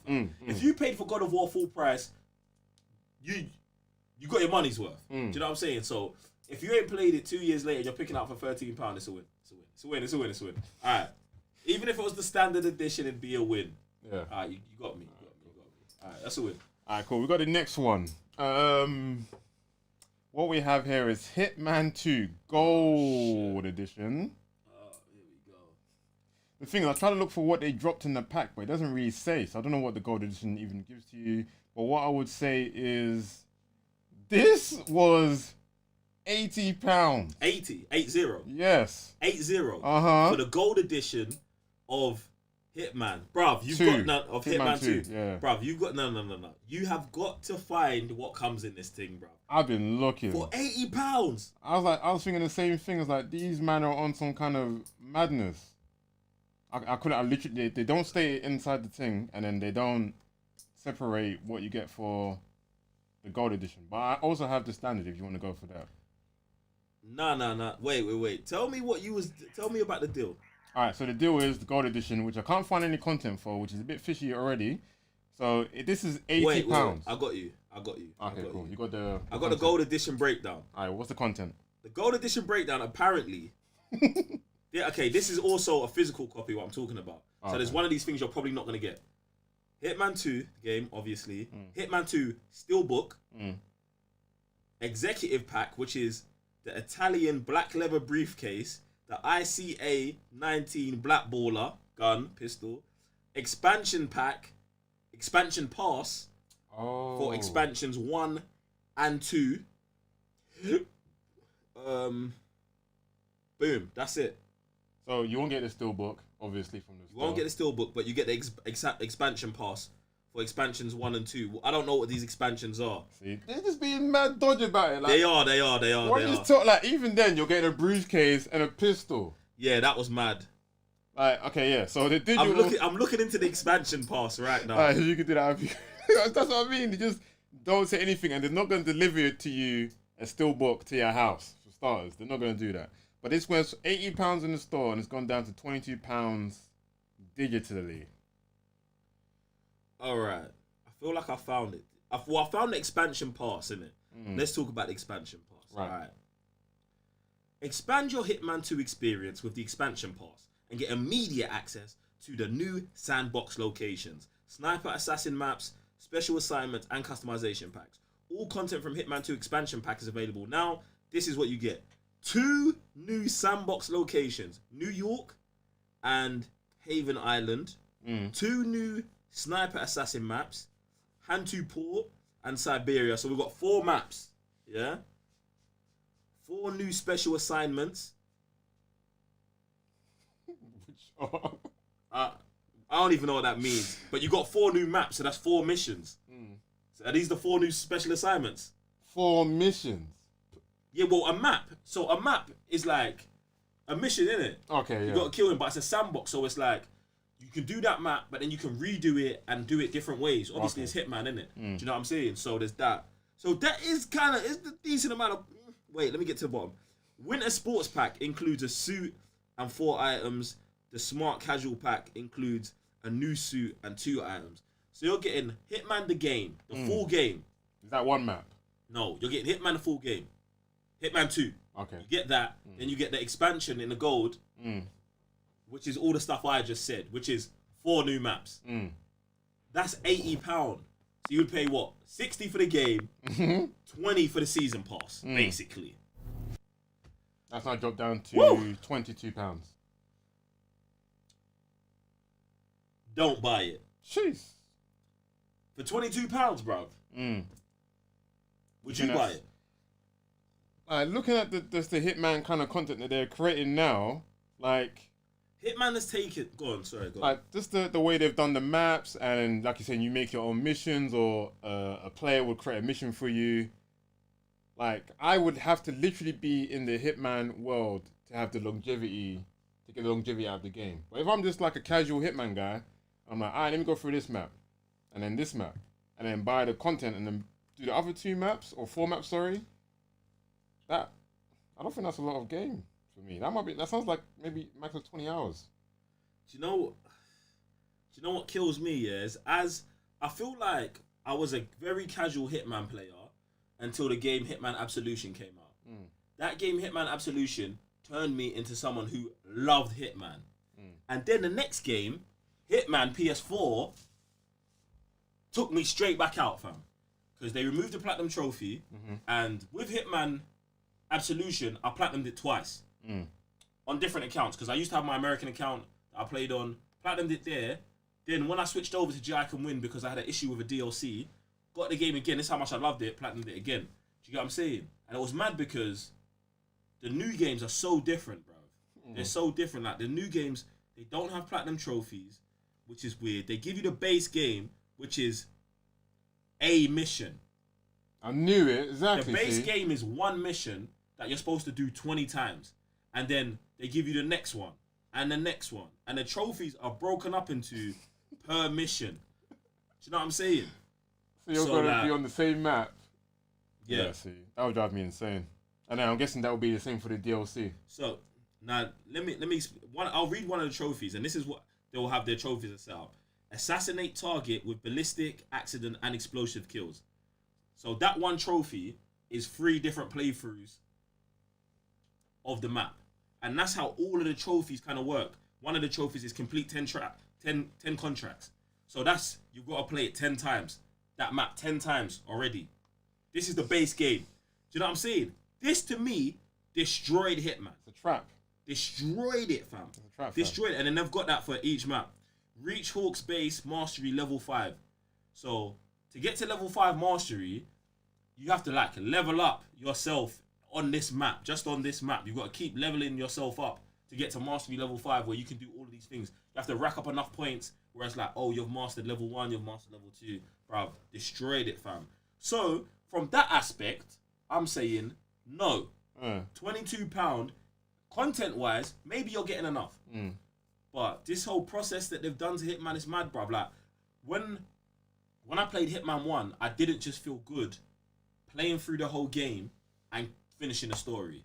I feel like they take that away from you. Like, that narrative of the game is not important anymore. The narrative is they dug so deep into Hitman killing people in different ways right. That it's just like, that's all Hitman is now. So I'll play this map, bro. I'll go to France and I play the France map. I've just got to kill different people in 20 different ways. And I don't play Hitman like that. I just care, hey, we've got to get the target anyway. The ability for him to be able to kill people in more ways just means, Joe, once you mess up the first time, you can still get him. And if you mess up the second time, you can still get him. And the third time, and the fourth, and that's what the multiple ways of killing someone was for me. But now they're like, no, you've got to be so good. You've got to dress up like the maid and poison him without him knowing. And then you got to... it's mad, bruv. It's mad. So, nah. What do you think? Do you think that was good? No, like... The percentage drop is good. £80 to £22 when you look at it base. But at the same time, bruv, why are they doing such a mad drop like this, fam? Because no one bought it. Fam, is this your catfish? Your blatant catfish? No, this ain't my catfish. This ain't even a catfish. That's mad, then. I'm giving that a sly catfish, fam, bro. Looks is deceiving. Looks are deceiving. Yeah, there's a lot of content, but it sounds like a chore. Fam, yeah, bro. To me, it was. And that's why I didn't even get the next Hitman 2. And it looks sick. I watch Twitch of it all the time. Yeah. Like, oh, let me just watch someone play Hitman 2. And I'm like, oh, it's so good. But I know if I get it, I'm going to be fuming. Fuming. Yeah, good luck. And there's no platinum on number 2 either. No platinum at all. I don't understand why they've taken that out. Bloody chore, mate. We need platinum trophies, ladies and gentlemen. That's a chore. That's a chore. Average completion on the game, 10%. Oh. Because if you just play through the story mode, yeah, bruv, you're only going to have 8% of trophies. Because you got to spend so much time replaying the maps, bruv. And no I don't want to play the same map 10 times. Exactly, there's only 5 of them. Bruv, it's mad. See, that's why if I compare it to fighting games, like in a fighter, you got like 30 characters. You have to learn. Not only you got to master the one you like, but you got to master the guys that you're trying to face. But in this game, like imagine you play through one map. You could almost see, I don't know, where everyone's walking through it. Like that sounds like a chore to me. It's long, bro. That sounds a bit mad. It's long. I don't know about that, but I might have to get it for a burner account. I do love Hitman though, bro. I just, bro, if they had a platinum trophy in it, I'd be way more inclined to go there and play the map 10 times. Get me? Maybe I would start getting some enjoyment out of it, fam, or something. I don't know. It's just dodgy. They also did this thing where if you owned Hitman 1, which was crazy, if you owned Hitman 1 and you bought Hitman 2, you got all of the maps from Hitman 1 in your Hitman 2 game, which was crazy. So I was like, wow, if I got that, all of the energy I put into completing this game, I've just got them here as well. But obviously, they were trying to reward new players who had skipped out on Hitman 1 with, look, you're getting 2 games right here. New engine. Mad, bro. Holler at me. Platinum trophy, we need it. I don't know. So yeah, let's move on to the next game. I just want to see your views on this. Obviously, you haven't played this game before, but I'm guessing you heard of it. Dark Souls 3. Alright. Still full price in the store, which is kind of weird since this game came out in 2016. £45. You can now save 82%. It has now dropped to £8. Buy it. Buy it. Dark Souls 3. Yeah. For £8. Uh-huh. What are we debating here? I don't know, because imagine you're just trying to look for a game to play, and then you're just the average that's guy. your catfish. No. That's not your catfish. No, it's not. Well, bruv, that's a win. You think so? £8 for Dark Souls. Bruv, I've played no Dark Souls games, but you just hear of the legend of Dark Souls. The hardest games to complete. No one can complete these From Software games. Bruv. You know what, yeah. Because I was about to say... £8. I was going to say... If you're that dude, firstly, if you're already into these games, you've already got it. But if you're someone who's like, bruv, all this Dark Souls nonsense, shut up, man. These games can't be that hard. Yeah, here's my £8. Give me the game. Boo. That's a win. That's a challenge, bruv. Yes. That is a challenge. Yeah. Boo. Right, that cool. should be Raven's next game. Boo. £8 Dark Souls 3. Here's your 12 months. Go. Do you know what I'm saying? Bruv, I'm telling you. I was about to say, because for me, like, imagine you just going through the store. I don't know how you won it off. Imagine you never heard of this game. £8. I'm going to pick this up. But that's and then you can't beat the first enemy. If you're shopping in a PlayStation store like that, delete your PSN account immediately. Immediately delete your PSN account. Listen, if you're buying anything in a PSN store, before you purchase, you better take your ass to YouTube, yeah? Firstly, go to the Cybernerds page and search the game first, yeah? Then after that, go to regular YouTube, look for gameplay, look for 1 or 2 trusted reviewers. Trusted. Not them man there. I don't want to say that. I don't want to start no beast, but not them man there. You get me? And then go back to the store and make a decision, bro. But £8 for Dark Souls. There's no way I'm gonna say that's not a buy, man. Buy that thing, fam. There you go, guys.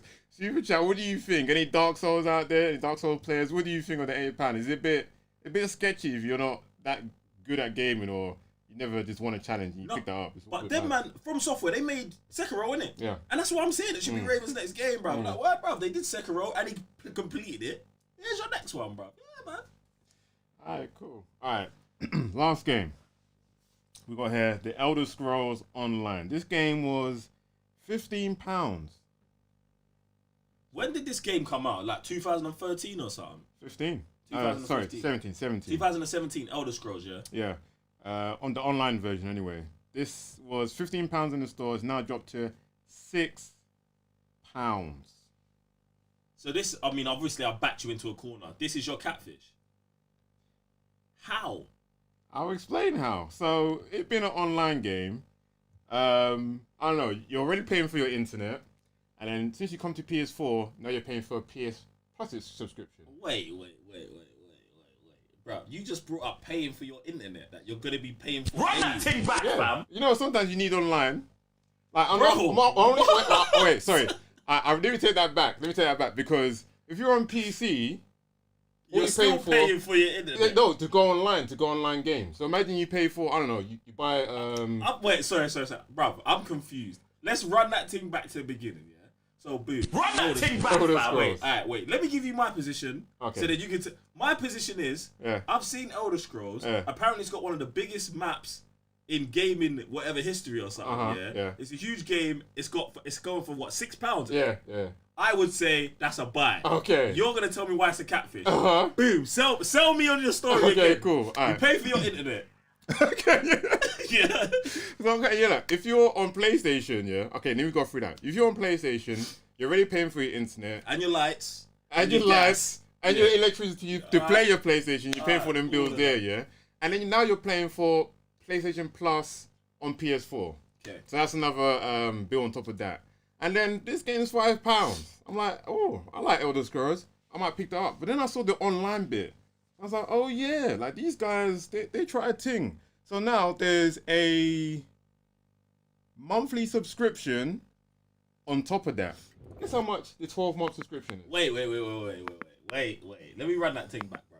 You've got to pay a monthly subscription to play Elder Scrolls Online. No, to to, I think, bonus. What's it called? Let me go on the actual. Bro, thing. you better fact check this to the end, bro. In fact, yeah, you do. Alright. It says here, so you paid the thing for £5. Buy the game for £5. Yeah. Dude.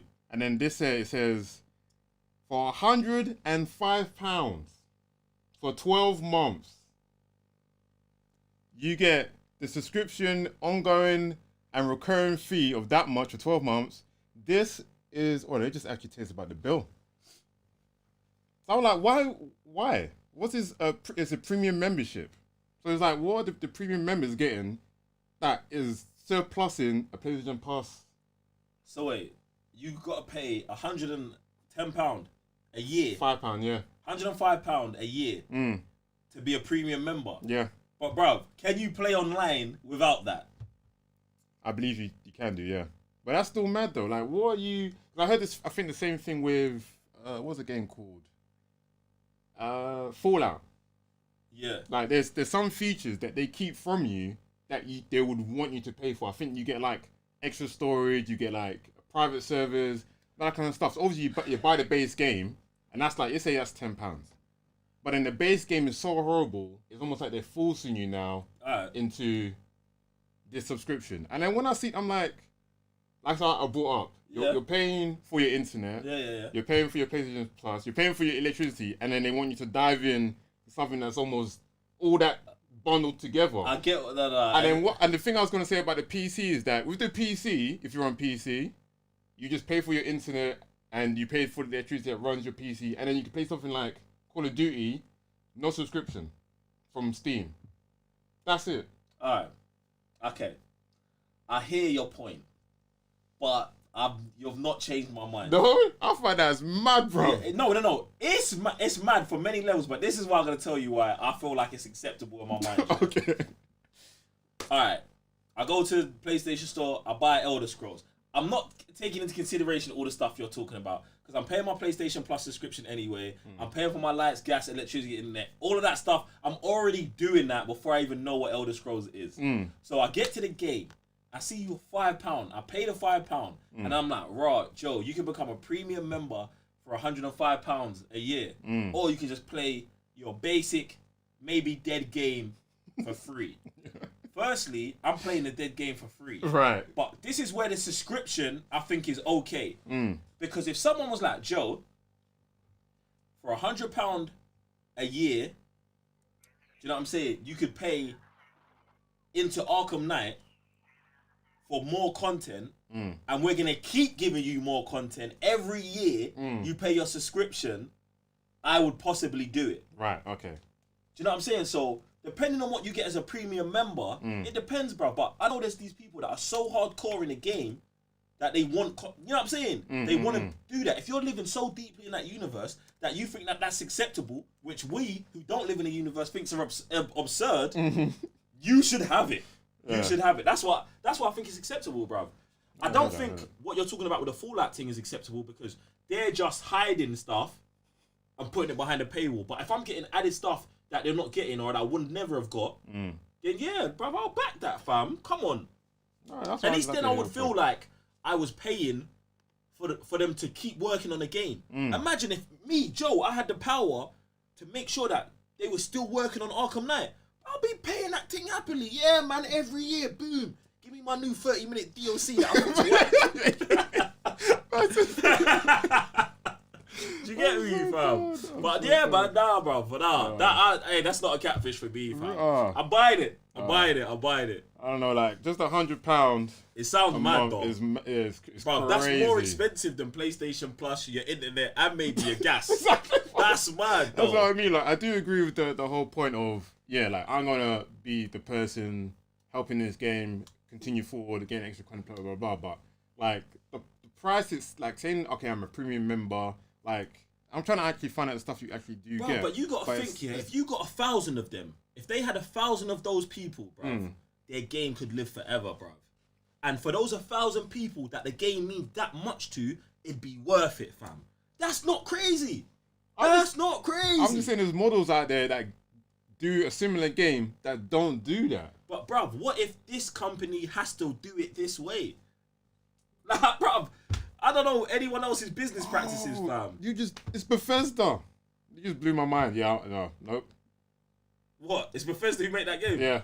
Oh, so now you're like, alright, Definitely not. Fallout people. Yeah, definitely They're just trying to get me another way. Yes. Yeah. No. Yeah, but I just, no. That's my last day. So, no, you think it's a good deal? Now that you said it's Bethesda, that's some added context because they're known for crud. I'm just out here thinking it's just some any game studio trying to survive.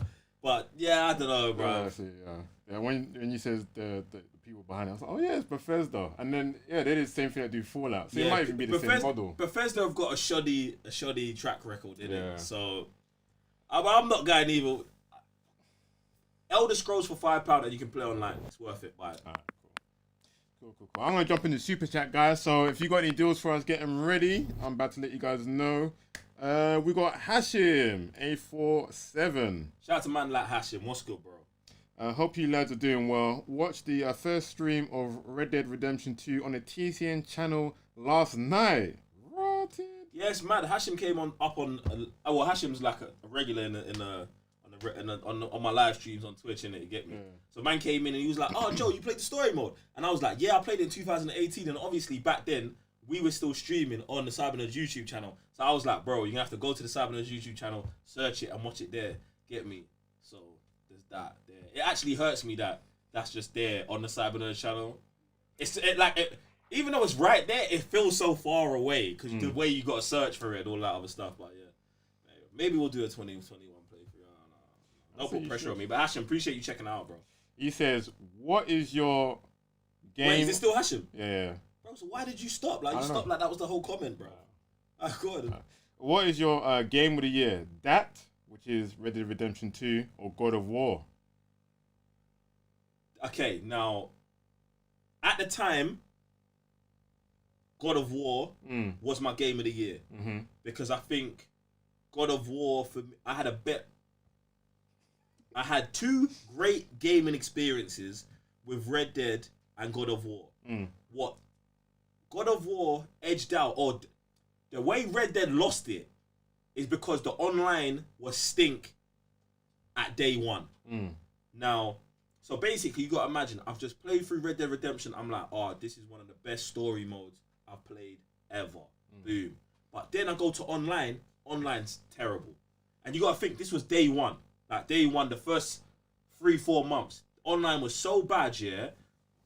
There was nothing to do. All of the stuff that we had planned on wanting to do, couldn't do any of them. It was whack. So that left a bad taste in my mouth.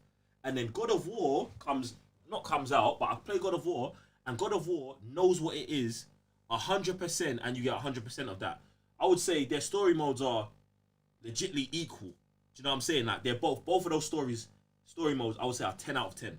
Get me?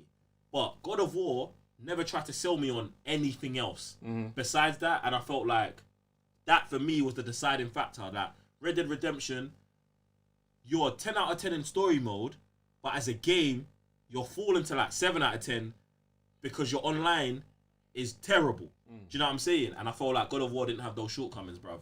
But then, if you was asking me in 2020, I don't know, bruv. I don't know, because what? I just put 400 extra hours into Red Dead Online. And God of War, bruv, I've not touched it again. Even their New Game Plus, I don't even want to go back because there ain't no trophies. Do you get what I'm saying? Yeah. So, boy, in 2020, what was my game of the year? I'm going to stick with it. It was God of War then, boom, and I'm going to leave it at that. But that's why. That was my reasoning. You never played Red Dead Redemption, did you? Yeah, I did. Oh, why am I even asking that, bro? Yeah, you know my background. Do you complete the story mode? Yeah, I complete the story mode as well. Alright, so what's yours? I would say, well, just for my taste, I would say God of War would be my game of the year. Only because I do like my action, hack and slash kind of games. But even then, like, God of War is just more than that now. Obviously, like, the story was just mad. The expansion on the whole entire world. Obviously going from Greek mythology to Norse mythology was just sick. And just everything they've put in, even though that you look at the map, it looks mad small. There is a ton to do. Yeah. It is crazy how much there is to do. And if you want, even the platinum list doesn't make you 100% the game. That's crazy as well. And there's like so many stuff to go through. With Red Dead, I love the game, but the pace was so slow to me. Like, I don't hate it for that kind of fact, but it was just like a mad for me, I had pacing issues. Like, at one point it'd be mad slow. At one point it would be like just a rush of what's about to happen next. Like, for me, the ending is where the climax just... When it all comes together. Yeah, and that's when it just becomes mad crazy. But apart from that, each chapter is almost like Gangs of London, where each chapter has its ending. This finale of the chapter was crazy, but in between that, it's just mad slow. So I'm like, God of War, pacing all the time was always on point. Yeah. And I praise it for that. That's such a good breakdown of insight into your mind when you're gaming, innit? Because I don't really feel any pacing issues with Red Dead Redemption, innit? Or Red Dead 2, like. But at the same time, when you say it, I legitimately understand what you're talking about. But yeah, man, that's interesting. Hey, Hashim, that was a great question, bro. Very good question. All right, we got Bahador. Run that thing back. Tier 3B, what's good? Welcome back, bro. Jeez. He's pointing out some deals. He's got He's a wizard on the deals, you know. Mad, He's a wizard on the deals, fam. Mad. All right, we're gonna see if these are deals or no deals. He's got Spider-Man Game of the Year edition, €24.99. Deal or no deal? Ooh. It's What? The thing is, yeah. Let me think. This is tough. Let me tell you. Let me break this one down for you. Why it's tough. €25, €25, yeah. The DLC itself, when I paid it full price, day one, £15. Get me? Let's say €15. That means for the base game you're paying 10. In this deal, for the base game at £10, I'm with it. But they're still sneaking in the DLC at full price on you. Yeah. But Is the DLC worth it? The DLC is worth £15. It is, but this is what makes it worse, because the DLC is worth £15. The base game is worth £10. Right. But now I'm like, but you man tried to sneak it in there, and I'm not getting no discount on the DLC. If you've never played it, get it. Right. I think it's a deal, isn't it? Yeah, it's a deal. It's a deal. But it's a deal. And that was spicy. That was a spicy one. He's got another one. Uncharted Nathan Drake collection, €10. Just what? 1, 2, and 3. Yeah. Yeah, boom. Get that. Easy. In fact, no, you don't get that, because you should have been paying your PlayStation Plus subscription, and you would have got that 3 months ago for free. True. But even on this stuff, £10. We get it. That's like what, £3 a game technically. Yeah. That's mad. And if you, I can't go back and play them. So just graphics. I played Uncharted 4. I can't see Nathan Drake all 8 megapixels now running around like this. It's crazy, nah, bro. I've seen 4K Nathan Drake, bro. I'm not going back, bro. If it ain't 4K, it's no K. It's mad. It's mad. And he's got Metal Gear Solid 5, the definitive. It's got to be. If it's got not the definitive edition, I was about to be like, no, sell it. The definitive experience, €5. Buy it. Yeah, that's an easy one. Yeah, again, that came in PlayStation Plus as well. Both of them, Phantom Pain. Well, like both of the editions came together, both on PlayStation, and I got them both, and I've never thought about playing them, not one time. Bruv, they just destroyed Metal Gear, bruv. They destroyed it, fam. Bruv, Metal Gear was destroyed, fam. It was destroyed. All of this, you're coming in here, you put a latch on him, and he flies up into your base. What the hell is that, bruv? Oh, blame Konami, innit? Bruv, what is it? Like, whose idea was that? Just make a strategical espionage game with sick characters. They're gonna make a sandbox where you can steal characters. You know, you're gonna steal the enemies. You're gonna steal them from here, and then they'll be at your base, and now their allegiance has changed and they work for you. Don't you find that mad? It's dumb. Oh my gosh, it's dumb. I like those team building games where you just get someone and then they're like a B, but with my ingenuity, I can make you an S. That thing just blows my mind, and that game mechanic ain't bad. Yeah. The way you're stealing the people is, you should be able to go in and negotiate that. Like, yo, bro, let's have a conversation. Now this wouldn't be in a Metal Gear game, but we're having a conversation. You know you're on the wrong side of the army. Boom, boom, boom. Instead, you're hatting a parachute on his back, and he's just flying. Shut up, bro. That is dumb. They destroyed Metal Gear, fam. It used to be sick espionage, with a sick character, Solid Snake, fighting sick enemies, bruv. Enemies that you just couldn't even think of your wildest fantasies, bro. Oh my God. And now it's just madness, bruv. It's a bit mad. Bruv, It's a bit Foxtrot mad. and all this nonsense, bruv. It's mad. It's all too much. I wish they just ran that one back, bruv. Just remake Metal Gear 1 and 2, and I'm good. That's it. I wish they would. Not sandbox the way they were Unreal Engine it. I wish the game company would. All right, cool. We got 30K Gaming. Shout out to man like 30K. What's up, bro? He says Odyssey Ultimate Edition 120 all the way down to 30. See, and this is where they try and get you in the store. When they show you the big price, how much it was and how much you're saving. How much is it? $30? Yeah. But that's Ultimate Edition. Uh-huh. All DLC. Yeah. The game's like 70 hours long already. Mm-hmm. For $30. I feel like it's the Spider-Man one again, isn't it? Just a little bit, yeah.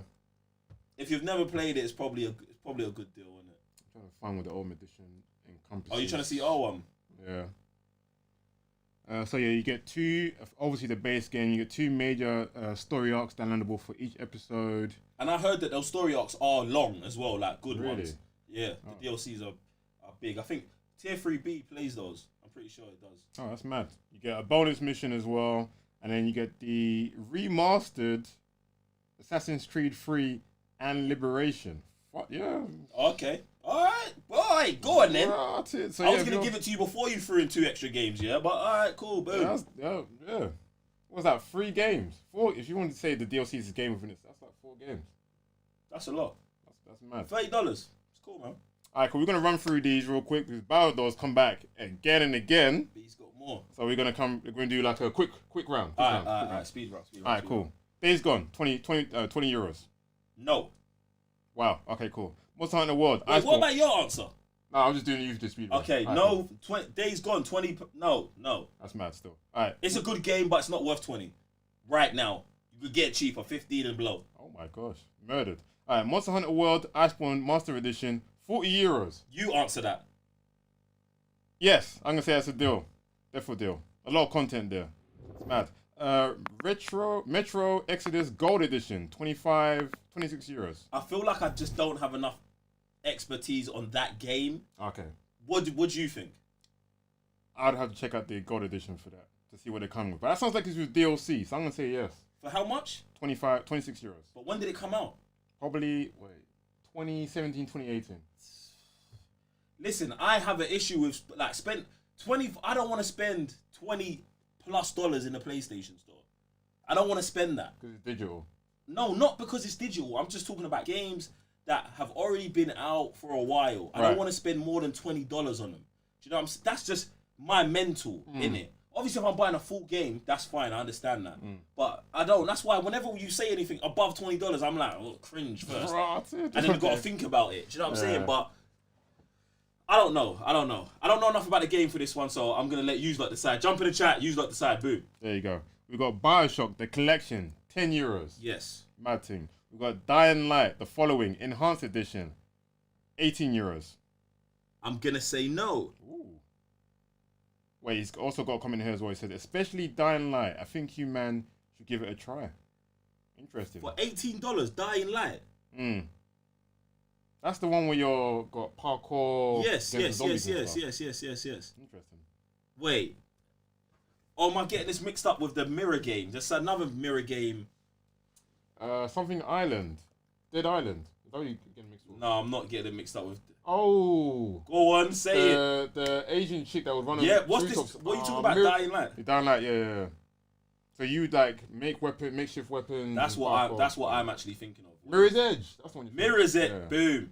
I'm thinking of Mirror's Edge. What's Dying Light? Dying Light. It's a similar. Oh, it's first-person zombie thing where you run up and down and it goes to nighttime as well. Stronger, yeah, and the zombies get worse. Boom, boom, boom. £18, bro. I'm not like just from looking at it. I'm not giving you £18. Get me? That's me. So that's a no. It's a no from me. Wait, is that it? Speed round done? Speed round is done. Jeez, I told you, B's got some spicy ones in that Euro stuff, fam. Definitely does. Shout out to man like B. Thank you very much. Guys, if you got any more deals you want us to go through, make sure you put in the super chat. We're going through those. But we'll be moving on to our next section, which is do with PlayStation Studios and how they should brand their exclusives. So when this came out, let me go to the article real quick.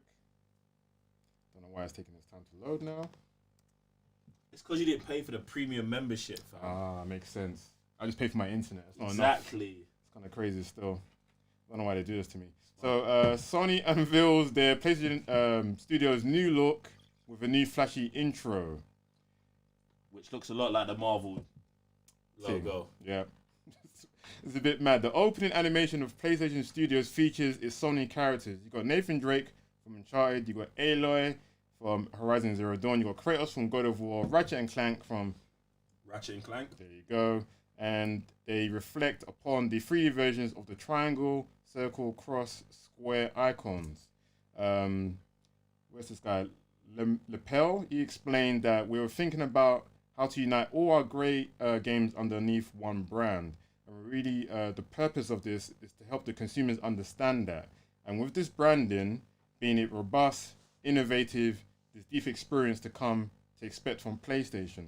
So my question to you is, since obviously the PlayStation 5 is coming, do we really need like a new brand logo in or some kind of new like thing to showcase?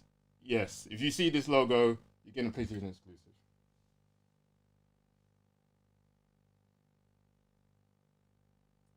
Rotted. Because like for me, like these titles have been doing well. You don't like it?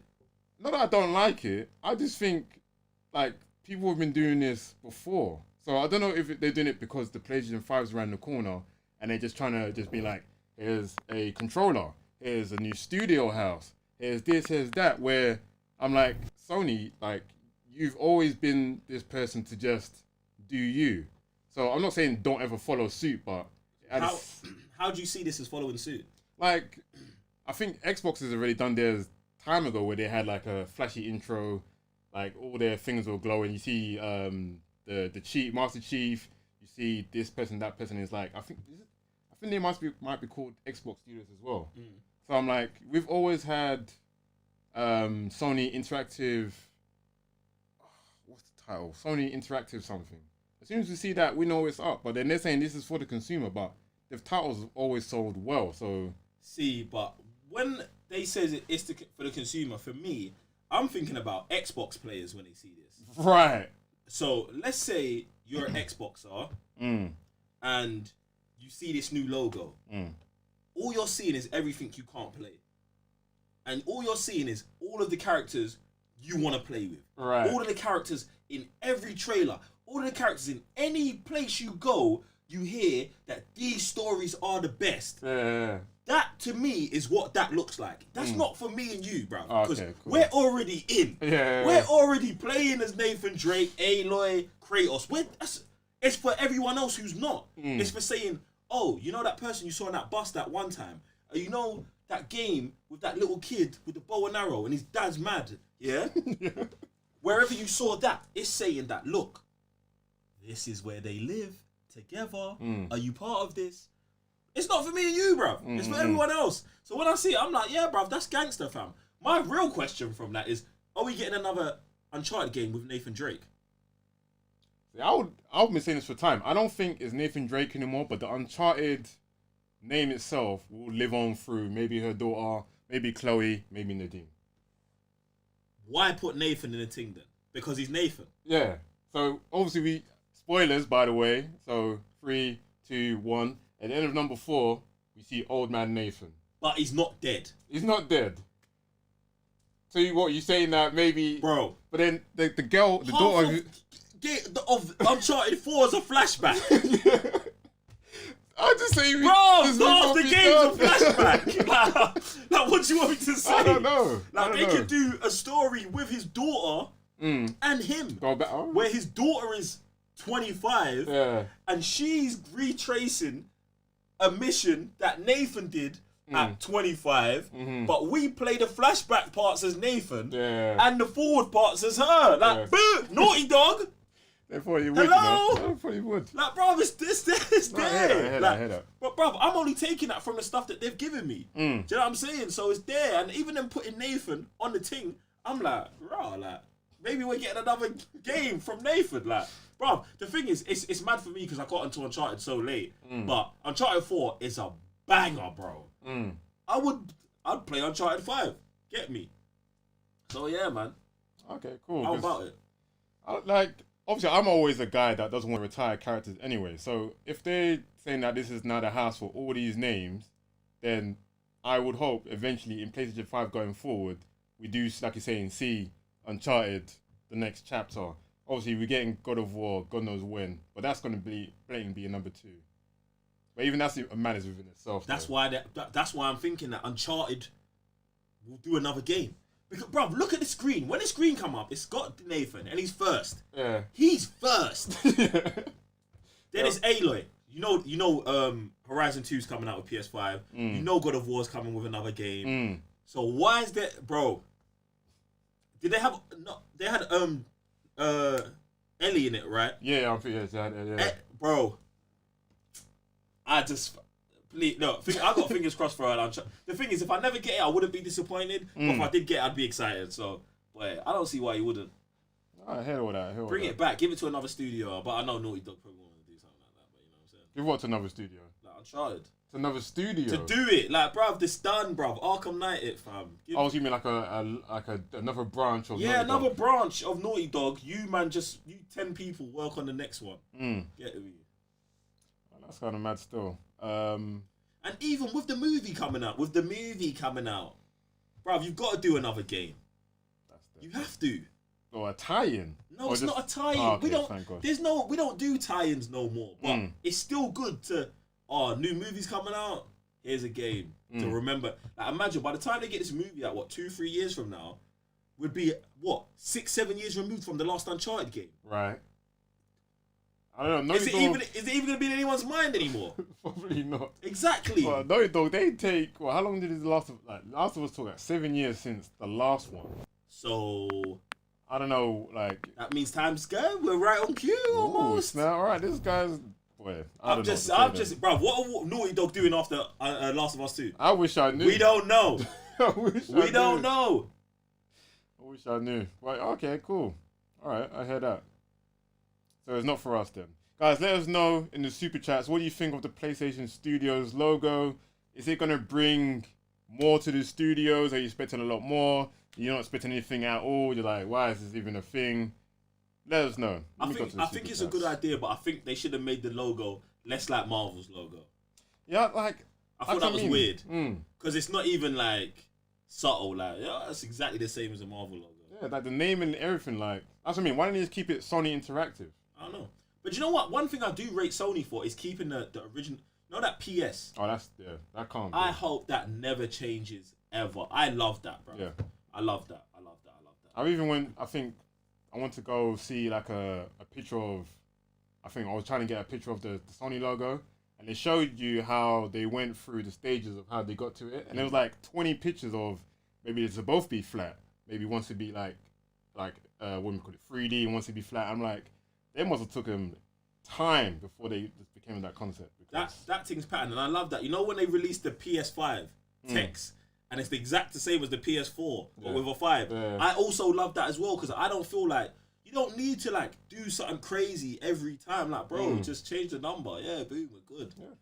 Like, but I think it's weird the way they release it. Like, they're like, the press conference, here's the PS5. Bro, you changed one text, bro.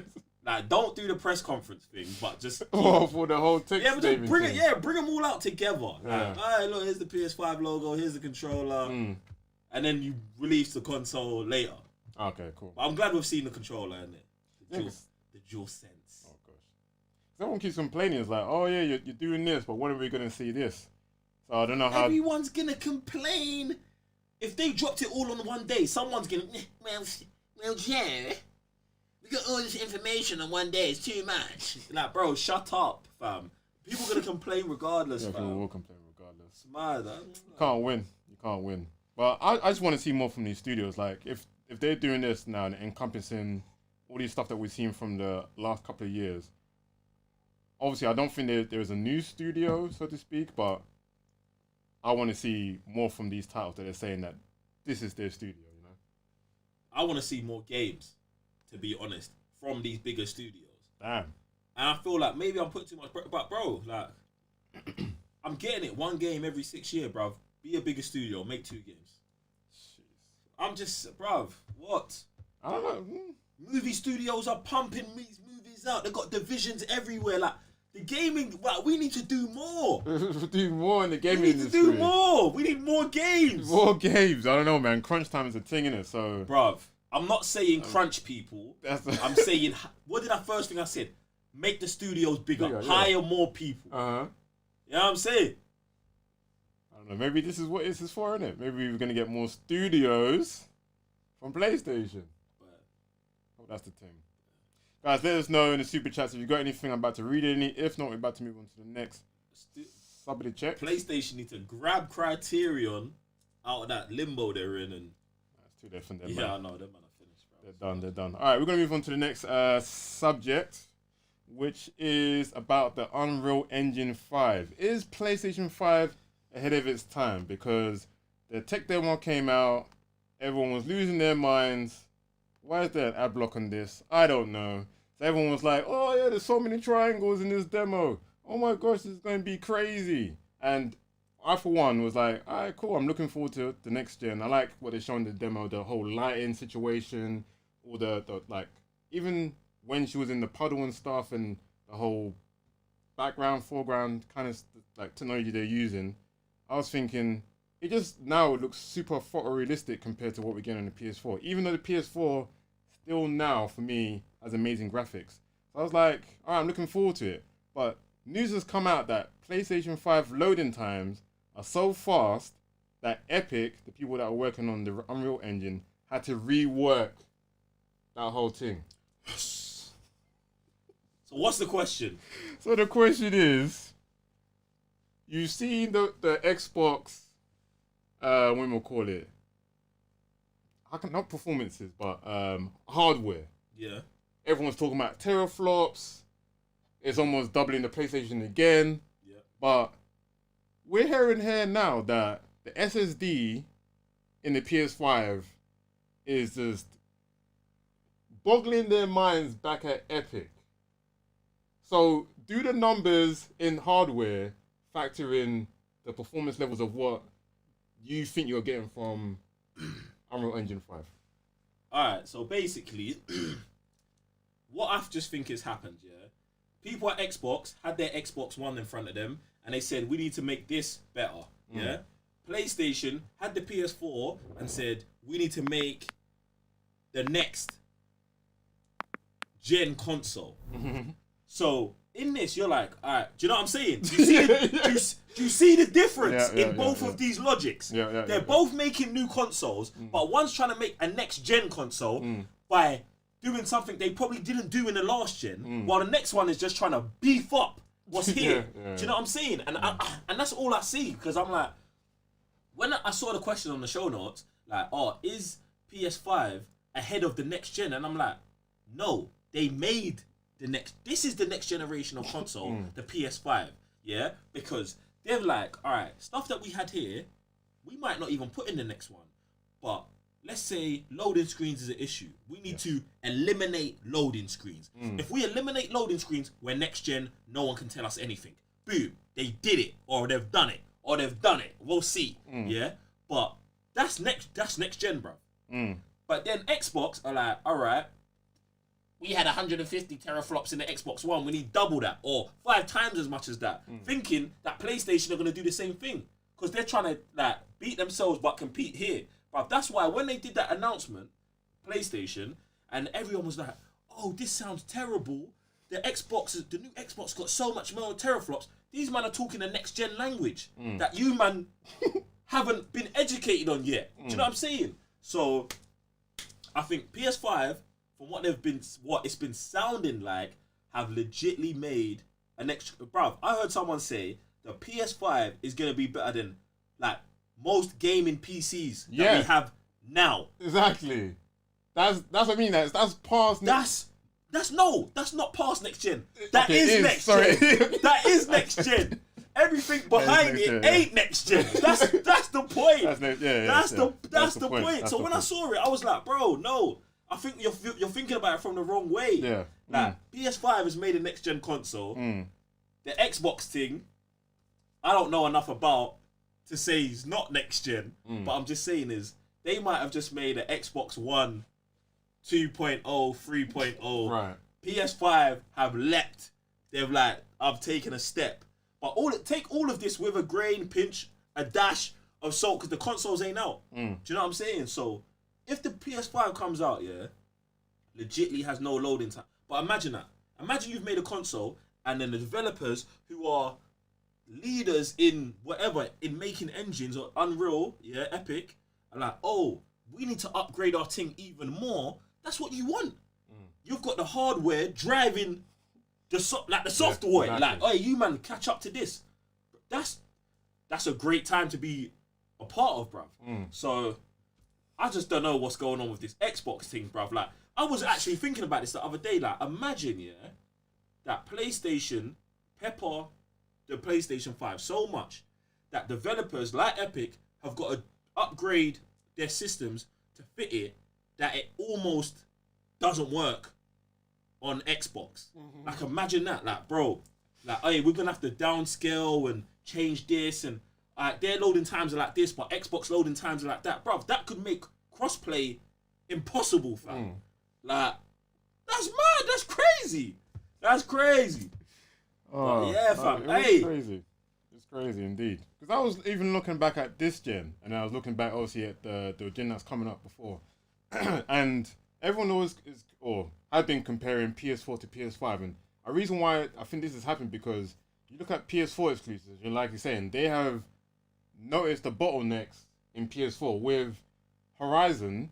They've told us that anything Alo's looking at, that's the only thing loaded at the same time. So they've deconstructed anything behind it. That's no longer loaded. All the memory has now gone to the forefront, and somehow the computer is still making sounds or the living world happening there, but it's not loaded. It's not there anymore. So I think PlayStation 5 or the developers at PlayStation seen that and be like, we don't want that happening like ever. That was our problem in the previous one. We're gonna do that now. But I don't know if they've ever explained that kind of stuff with Xbox. So if they haven't seen those bottlenecks, how do you advance? Like I'm saying, all they're gonna do now is be like, we're just gonna beef up everything, make sure it's doing triple or quadruple the amount that it was on the previous gen, and that should be enough. And now it's come to the point where if your hardware and your software is speaking to each other, and it's so fast where everything's loaded, everything's a living world, everything's this, that, and the other, and then they've brought an engine where like, yeah, an engine does that, but not to the speeds of what the hardware is actually asking for. That's a craziness within itself. See, the thing is, I'm gonna think that Xbox has obviously seen the same bottlenecks. But like I said, what they did was just beef up. It's like when them man went into the hyperbolic time chamber, and Vegeta, and Vegeta knows, like, Vegeta goes Super Saiyan Ultra, but he knows if I keep going and going and going, I'm gonna be too slow. Where Trunks is like, more. That's Xbox. More teraflops, more teraflops, more teraflops. And then Goku and Gohan go in there and be like, we're not even working on teraflops. We're not even working on teraflops. We're working on performance. We're working on longevity. We're just gonna stay Super Saiyan for a year. That's it. That's the difference in training, bro. That's it right there, fam. Yeah. That's the difference in training, fam. And I just find it crazy that how it has impacted the engine to go and have to rework your whole thing. Because when I even saw it myself, and they were saying how everything's almost like a molecule within it, so I'm like, this blows my bloody mind. Like, how do you even take like Unreal 4? Because I heard that you could have Unreal 4 and then unpack it into Unreal 5. Yeah, see the thing that I love, everything I hear about Unreal Engine makes me so happy for developers, bruv. Because they said if you've made a game fully 100% on Unreal 4, the hooks to go straight into Unreal 5 and it just be supercharged is there, bruv. So it's like, bruv, some of these game developers aren't gonna have to take an extra 2 years to make the game. They just keep making a game, upload it into the 5. tweak, bug, boom, we're good to go. Bruv, it's mad. Yeah, It's yeah. mad. Everything It's that mad. next gen is saying is just gonna be magic. Bro, for someone who, like me, who's like, oh, bro, next gen, don't worry about it, we're good, we'll get there, fam. I am gassed. You want it? I am gassed. I want a PS5 now. All the games, everything. And it just, I don't know. I don't know if it's happening to you, but one of my PlayStation shows the slightest bit of instability, the slightest bit of lag. I'm like, where is this PS5? I've not got to that stage. All I know is my PlayStation, I feel like every day it gets louder and louder, and I'm like, it's gonna end soon. It's gonna end soon. Do you know what I'm saying? I hope not. I love my PS4, fam. Mine's been showing signs. So obviously on the what do we call it, the operating system itself. Fam, if I'm gonna do too much, imagine I load up a game. In fact, we would do it during Call of Duty. Load up a game, and I think we went into a party chat. Once I go to the party chat, Stuck. Screen was just red. I'm like, all right, cool, guys, give me a second, please.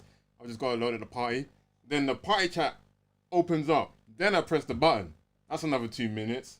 I'm like, holy crap, this is horrible. We're pushing PlayStation right now. We're pushing our PlayStation. Yeah, it's mad. Pushing them, so boy. And that was crazy. And then months before that, it might have even been early this year or last year, my eject button decided to not eject anything. I don't know what you be doing around your PlayStation. I don't press my eject button for starters. There's a software button for that. Yeah, no one does that. Yeah. No one does that. That's actually mad. Yeah, that's what I mean. So it's like, how do you Maybe that's why it broke. Because I don't use it. Yeah, just man. got neglected. Bro, I don't know, fam. I don't know. It just felt neglected. So I'm like, all right, so now I can't eject anything. And then after that, it will start spitting out discs. So I'm like, oh, so you want me to have a PS5? All right, let's cool. say your PS4 broke right now. Yeah. What would you do? Like, kaput. I can't do nothing. It doesn't work at all. What would you do?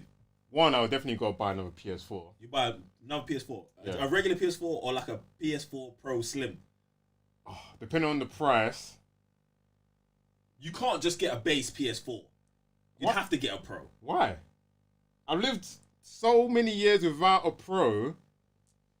I could wait till the 5 and then see that jump rather than my PS4 broke, get a Pro, and then get a PS5 where I'm like, the upscaling from 4K is already there. I wanna. Remember when you got a PS3? That wasn't even SD, but the PS3 when you got that from a PS2. Yeah, I hear that. That was crazy. So when you get a PS4, I want it to be the base. I still want to be the base. So when I get to a PS5, I'm like, I don't care what the Pro had. Do you know what's mad about that is, I remember us going to EGX in Birmingham, and seeing Horizon PS4 Pro on a 4K TV and being like, this is mad. So if my PS4 broke, I am straight PS4 Pro in it until PS5. Rotted. Okay. I would instantly. I hope it doesn't hear me say this because I'll go home and she won't work, bro. Yeah, just be like, nah. You know how technology gets, man. Yeah. When you start talking about new technology around old technology will start breaking on you. I'm telling you right now, fam. Here's everything. The emotions are real, fam. Just freaking Alexia out here, just like, what's that you heard about your PlayStation? Yeah, it's mad. It's crazy. All right, cool. We're gonna go to some super chats, guys. If you haven't already, if you've got anything to say about the next gen Unreal 5, PlayStation 5, Xbox. What's the next I don't know what it's called.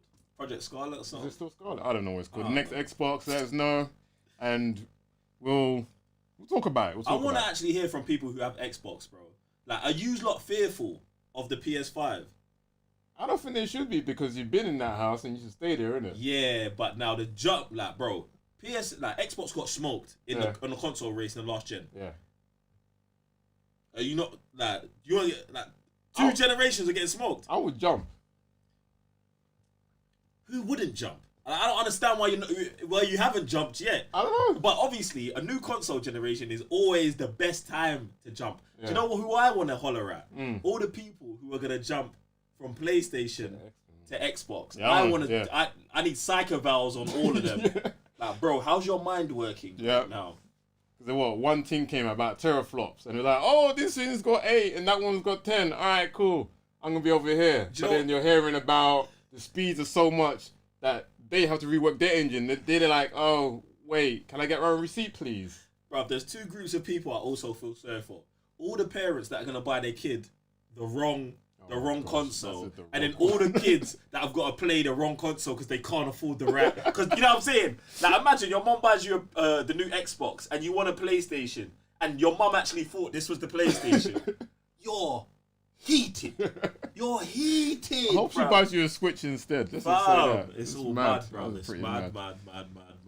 Oh gosh, we got Shadow Merv. Run that thing back. Shout out to man like Shadow Merv. What's good, bro? When games companies rig controllers and brain sensors so you can play the game with your mind, Please stop. then we're talking next gen. No. Please stop. That's never, bro. That's too much. By the time they're doing that, bruv, it's Skynet, fam. They're implanting. Bruv, do you know what pisses me off, bruv? Today, yeah, I'm working on the new Domination headquarters, the new office, yeah. Right. So someone said something to me. I think I was working on, and I was thinking about a neon light. You know what I'm saying? Like, oh yeah, just an idea, bruv. I was going through Pinterest, saw something, was like, all right, let's look this up. 10 seconds later, I'll pick up my phone to look at Instagram. There was 4 neon light ads and like adverts in my, and I was just like, it was too quick. It was too quick, bro. I was here looking up neon lights. Just picked up my phone. It was already plugged in. I was worried. I was like, nah, man, not like, bro. Stop listening to me. Stop listening. And you're talking about scanning your mind. And nope. No, bro. Listen. I like being detached with the controller. I like being able to control Nathan like this, fam. Yeah. Even VR, I still can't do VR. I just get motion sickness. Like, I that's like some madness still. I like VR, but it's going in the direction, fam. It's going in the direction. I don't ever feel. Well, right now I don't ever feel like I want it to move away from controllers. Do you know what I'm saying? I do think VR is gonna be fun for some experiences, but I don't personally have I don't feel like I want to play Batman in first person. I've never had that. Suit. Yeah, where I look down and I'm Batman. Like, I've never thought like I wanted to do that. Like, I mean, there probably people are. Yeah, exactly. Like, do you know what I'm saying? Like, and even they run the game and they call it, like, you know what I'm saying? I think the slogan for the last game was, be Batman.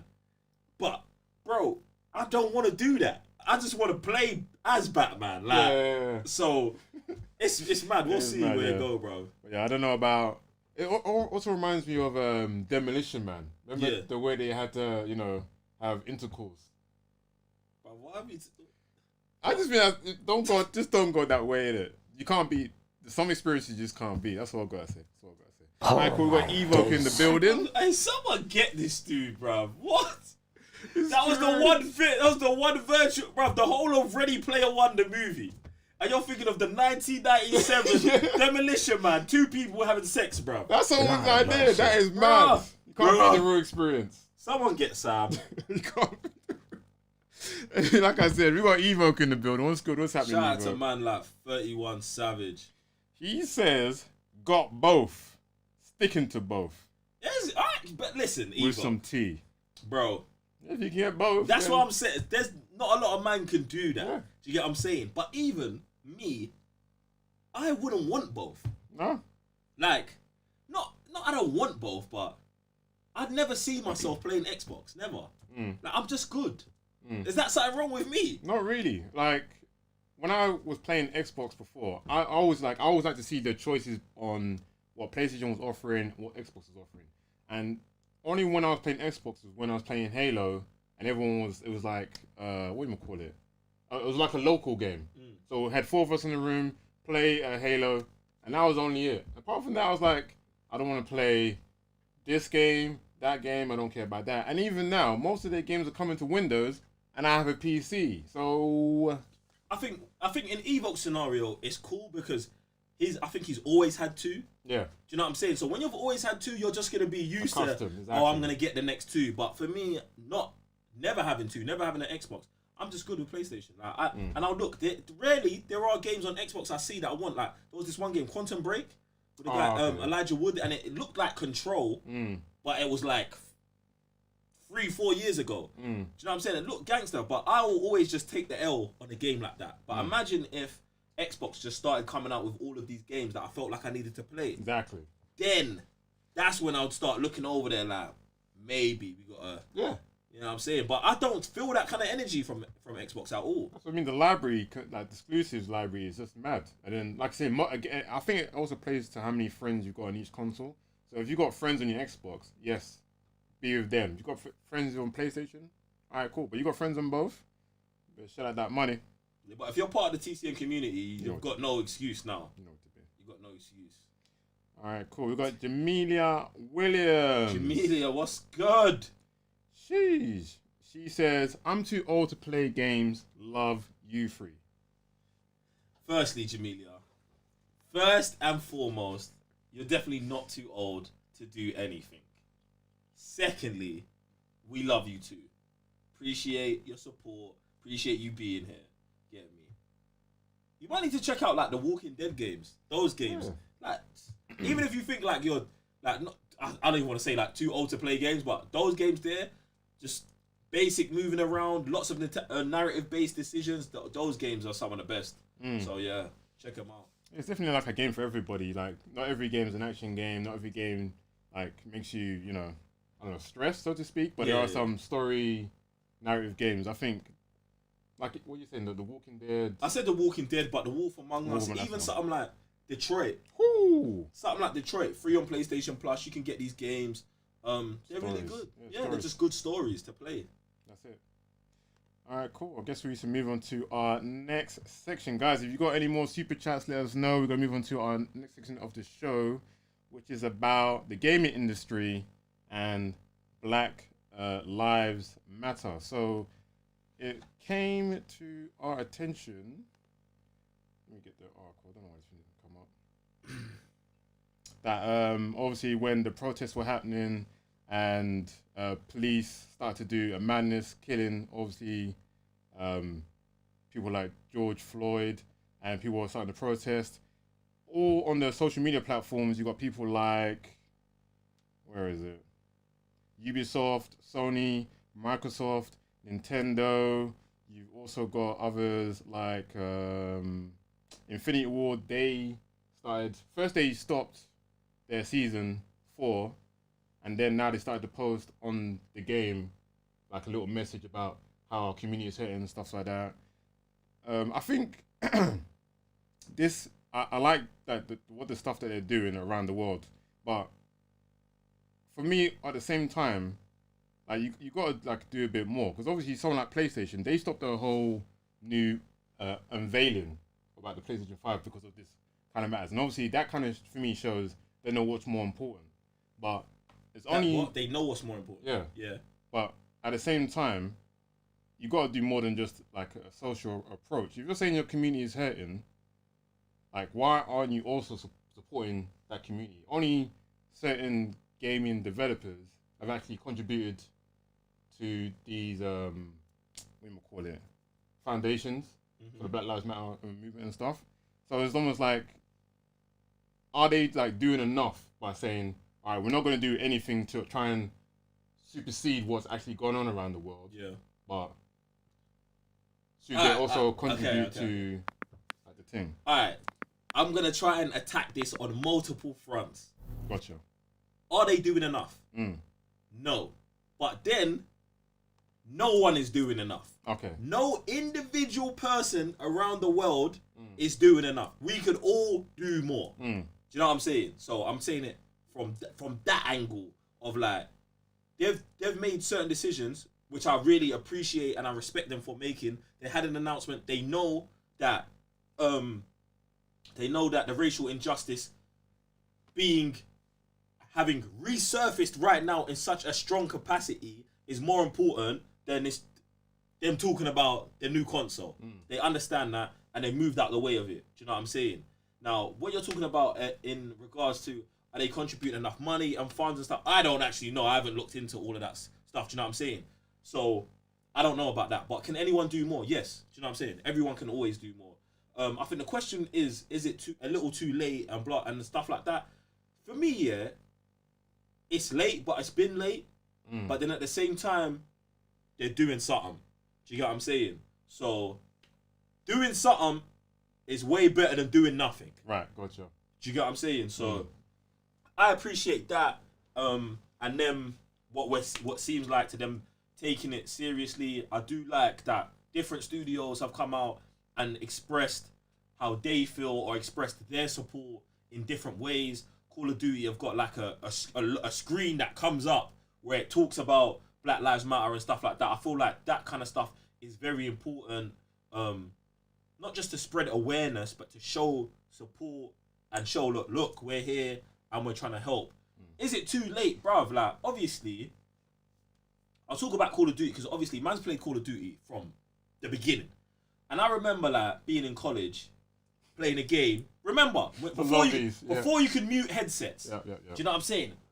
And it would just be, oh, you're this, you're a effing N-word, all of that, bruv, all the time. And this was before you could mute and stuff like that. And it's like, obviously, they knew it was an issue back then. Right, yeah. And that's where they brought in the mute button. So you can mute people you didn't want to listen to. But at the same time, that is what the whole world's been doing and is the issue. Instead of being like, you was racist, you can't play Call of Duty no more, lifetime ban. They was just like, oh, okay, Joe can't hear it. Joe can't hear himself. He can't hear himself being racially abused anymore. Right. That's a solution. That's not a solution, bro. Do you know what I'm saying? So that's mad, you know, you put it like that. Bro, what do you mean? I put it like that's what it is. That's like, what's going on. They're not stopping. They're not stopping racism, sexism, whatever it is. They're just muting it. They're just like, okay, we're not going to talk about it. Or Joe can't hear it. That girl can't hear it. Boom, they'll be okay. Do you know what I'm saying? And it's like, the thing is, there are people like, oh, this should have happened bare time ago. Just because of the world we live in, sometimes it takes something to spark something else. And it's like, now this thing has been re-sparked again in such a furious way. I think it's great. Do you know what I'm saying? But what we need to do, and which I'll keep saying, is that people need to keep taking action. So instead of finding a mute button, you need to remove that. You know what I'm saying? Cut that stuff out of you, bro. Do you know what I'm saying? Like, get rid of it. So, yeah, man. I feel like it's good. It's never too late to do what's right. Do you know what I'm saying? Get me. So, yeah. Keep doing it. Keep doing it. Take it further. Do more. Do you know what I'm saying? Do as much as you can. It's mad though. It's mad. It definitely is mad. And like, again, like when I started seeing all like the social media posts and you see something like Pokemon doing it, you see, I think Red Dead, I think I brought it to your attention as well. Red Dead shut down their whole servers for like 2 hours and stuff like that. But I'm like, I heard some people are donating money, but like even I would say that the big dogs, the big developers of like the gaming industry, I feel like they can do more. I'm not saying like, obviously we don't know what they actually are doing. There's some people that would donate, not say a word, and I was like, what? Because I think it's even on social media where someone's like, you got this platform, why aren't you doing something with it? Say something. Sometimes, like, at least you know you're doing something is better than you doing, like you say, nothing at all. Like, some people might not even play Red Dead. Them cutting down their servers, affecting their players, like, some people might not even understand why they're even doing that. But to them, like, that's a lot of money. You don't get anything from no one being online because I swear you pay for, like, gold or something. Yeah, you can. Yeah. The thing is, I think that's kind of crazy too. So, like, I'm glad that some people are doing a change, but this, like you're saying, at the same time, this should have been done time ago because only now, someone like Call of Duty, they're saying now we're gonna go through our database. Anyone that's got a racial slur or anything like that, we're removing them. Like, bro, it's the same thing as the mute button. Why are you only doing it when something like comes up? Like, even on like Red Dead, like there's so many. I'm not saying that's even a racial thing, but even people that abuse other players, that should be done and dealt with the time it's being reported. So why is it now that like we have to go and do like riots and stuff that people are like, oh, this is actually kind of serious. I think now's the time. Disclaimer. We should act and look like we do care. Disclaimer: the Cybernerds do not promote rioting. I think what you meant was protesting. My bad. Thank you. Sorry. Okay. I just need to get that out there. Okay, you get me? Obviously, this is already a spicy content, spicy topic. I don't need one of them there, man, clipping it and saying, oh, yeah, these men were promoting rioting because we're not. Do you know what I'm saying? Get me? But, fam, no, I hear what you're saying, bruv. I hear what you're saying. But it's like the thing is, yeah, you got to peep it like this. This is the way I peep it like, bruv. If the person who is in control of the communications on Call of Duty isn't black or a person of colour, they don't understand how damaging it is to hear over the radio 12-year-old Billy calling me the N-word. Right. So he thinks, oh, as long as he can't hear it, it'll be all right. Boom. Because he doesn't know how damaging it is. But now let's say it was a person of colour or black, and you're here, rah, and I'm in control of what this person can do on Call of Duty. X'd him. That's the difference, bruv. But that's when it comes to diversity in your workplace, bruv. Do you know what I'm saying? If everyone who's controlling the comms is one colour, bruv, they're all going to have a similar or same reaction to something that doesn't really affect them. Also, and in terms of what businesses are doing and stuff like that, it's not everyone that's going to run to the forefront and in the first week or month do something. Do you know what I'm saying? Like, even in the black community, you'll see like Michael Jordan said he's going to donate 10 million every year until it's 100 million. Do you know what I'm saying? But he didn't do that day one. And we could say, MJ, why haven't you been doing that? Sometimes it takes a spark to get some stuff rolling. And you know what I'm saying? So I'm not going to start condemning these companies. Not going to start condemning these companies yet. Do you know what I'm saying? Because it's like, we'll see 6 months from now. We'll see a year from now. We'll see 4 years from now what's going on. Because in 4 years, everyone who's fake posting black squares and everyone who's truly posting black squares, they will all be divided. We will understand. We'll know. We will know. Do you know what I'm saying? So it's like, don't rush to the conclusion right now, fam. Because hey, we got time. We have got time. I'm telling you, time will show all colours of all of these people, fam. You get me? So that's me. That's me. That's a very interesting point because, like you're saying, there will be some people like piping up now, being like, "Oh, if we're not showing anything of the support, then we're going to be labelled of not doing anything."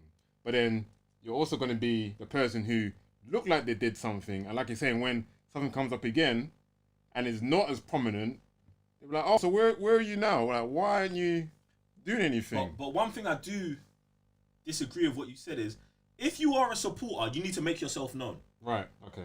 I feel like you should make yourself known immediately. Right. As soon as you realise, or not realise, or whatever. If you know you are supporting the movement and you support the basic human rights of the black community, you need to make yourself known.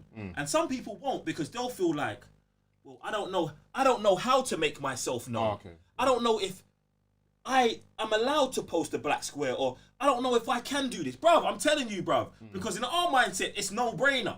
For some other people who have never dealt with this kind of thing, yeah, they don't know what to do. But you have to do something. You have to make yourself known. Because if you don't, people like me are looking at you like racist and proud because they're not actively supporting. Do you get what I'm saying? So I would say make yourself known, innit? I'm not saying post a black square. I'm just saying make yourself known. If not to me, to your, do you know what I'm saying? To your friends, to your community. That listen, we need to do something. We need to go and help, bruv. We need to go and help, bruv. And that's all races. That's to everyone. Get me? I hope everyone understands the point I was trying to make. Do you know what I'm saying? Like, because if you don't, like you said, you was like, oh, they didn't post a black square.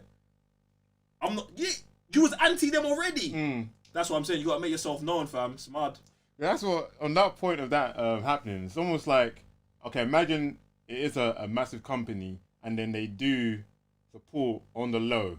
Like, that would only make me ask the question: are you trying to dodge something that's visible? This is why you've got to make yourself known. Because that's kind of mad. Then you have got to make yourself known, because if you don't, let's say you're giving millions and millions and millions under the table to the black community, but you've not said we're supporting this year. It's mad, and it's like, sketchy, and it's not saying that you have to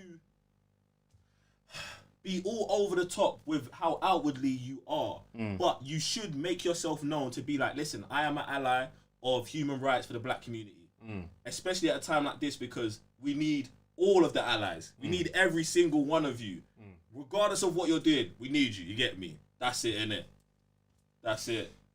It's just a very Bruv, there's interesting. dynamics that some people aren't understanding and thinking about. because they're on Do you know what I'm saying? one side, so It's they not because wouldn't. they won't, bruv. You gotta understand. Some of them don't understand. Yeah, because they've never been there. Exactly. Yeah. Boom. So this is what I'm saying. Like the worst thing you can do is do nothing.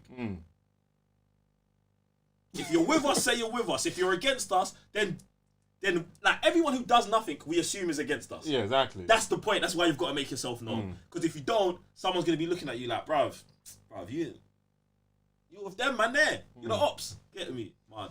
It's kind of mad still. It's really mad. Guys, let us know in the super chats. What Hey, that super chat's gonna be spicy, the brother. situation. Jesus. Have you noticed any kind of social media companies that you look at and they be like, oh, I'm glad that they posted, I don't know, Black Lives Matter, a black square, any kind of support that they're kind of showing? Like, let us know. I would definitely want to know because I've seen people I definitely didn't think they would post anything, and then they have. Like even like single developers. Obviously, they always say that, okay, I represent this company, but my opinions are all my own on my own platform. And then they post this. I'm like, all right, thank you very much for just posting something, because like I don't know how that could come back to you and haunt you. That for me, that even that in itself is mad. How you don't know who run these businesses. Yeah. Bro. You don't know who's at the top. Exactly. And that's where it can come back to bite you. Yeah. Do you get me? That's what's crazy, and that's why you should be strong enough to be like, no matter what happens to me, I'm gonna do what I'm gonna do. Repercussions come later. And let me just run it back for anyone who's like, well, these companies are just posting it because PR now says that we have to post it. These are the companies I'm talking about. 4 years from now, we will know. Do you know what I'm saying? Like, don't be so quick to just pull the trigger. Do you know what I'm saying? We can wait. We've been waiting. Have we not? Like, we've been waiting. Yeah. Hey. It's not going nowhere. It's not going over overnight. So, bro, we'll see. Yeah, we'll see. Definitely will. We've got Mark Hamill. Shout out to the Jedi Master himself. Jeez, what's good? What's happening? He says, action speaks louder than words. We need companies to become more inclusive. Represent the human race. TCM fam, forever. Shout out to man like Jedi Master. 100% fam. Like, it's just everything, bro. It's just everything. This says a lot, It's man. just everything. Yeah, companies need to be more representative. Like, people just need to understand what's going on a bit more. Yeah. Like, everyone needs to just educate a bit more. Me, you, everyone. And listen as well. Do you know what I'm saying? I think some people just seem to think that, black people are doing this like for themselves, but it's just for the better change of everybody. Bro. Like, some people just think, we're just pointing out that police brutality is happening to black people, so let's us protest on behalf of ourselves. No. Police brutality happens to everyone. Exactly. Firstly, you should be against that, bro. But it's deeper than that. It's deeper than that. I don't think some people get that though. That's the another problem within itself. Some people just be like, oh, it's only just black people doing it, or the people of color or whatever. I think one of my issues is that we're in the UK, innit? And in the UK, bare man are acting like nothing's happening. Do you know what I'm saying? Like, we read an article. I was reading an article today, a PlayStation article saying, because of the protests in the US, this. And I was like, there's protests here, but this person is trying to sound so removed from it. Bro, this is a worldwide thing right now. Yes. Get me? Yeah. Wherever you're in the UK, wherever you're in the US, we're all going through the same thing. Do you get what I'm saying? And if you want to be oblivious to it, this is someone who as I was reading, I was like, this person's the enemy. Because they don't feel like it's happening to them. Do you know what I'm saying? That must be, you're an oppressor, innit? Like, bro, hey. No, but it's just the truth. Like, that's what I mean. Some people just, if they're not there, then it's not to them, innit? Bruv.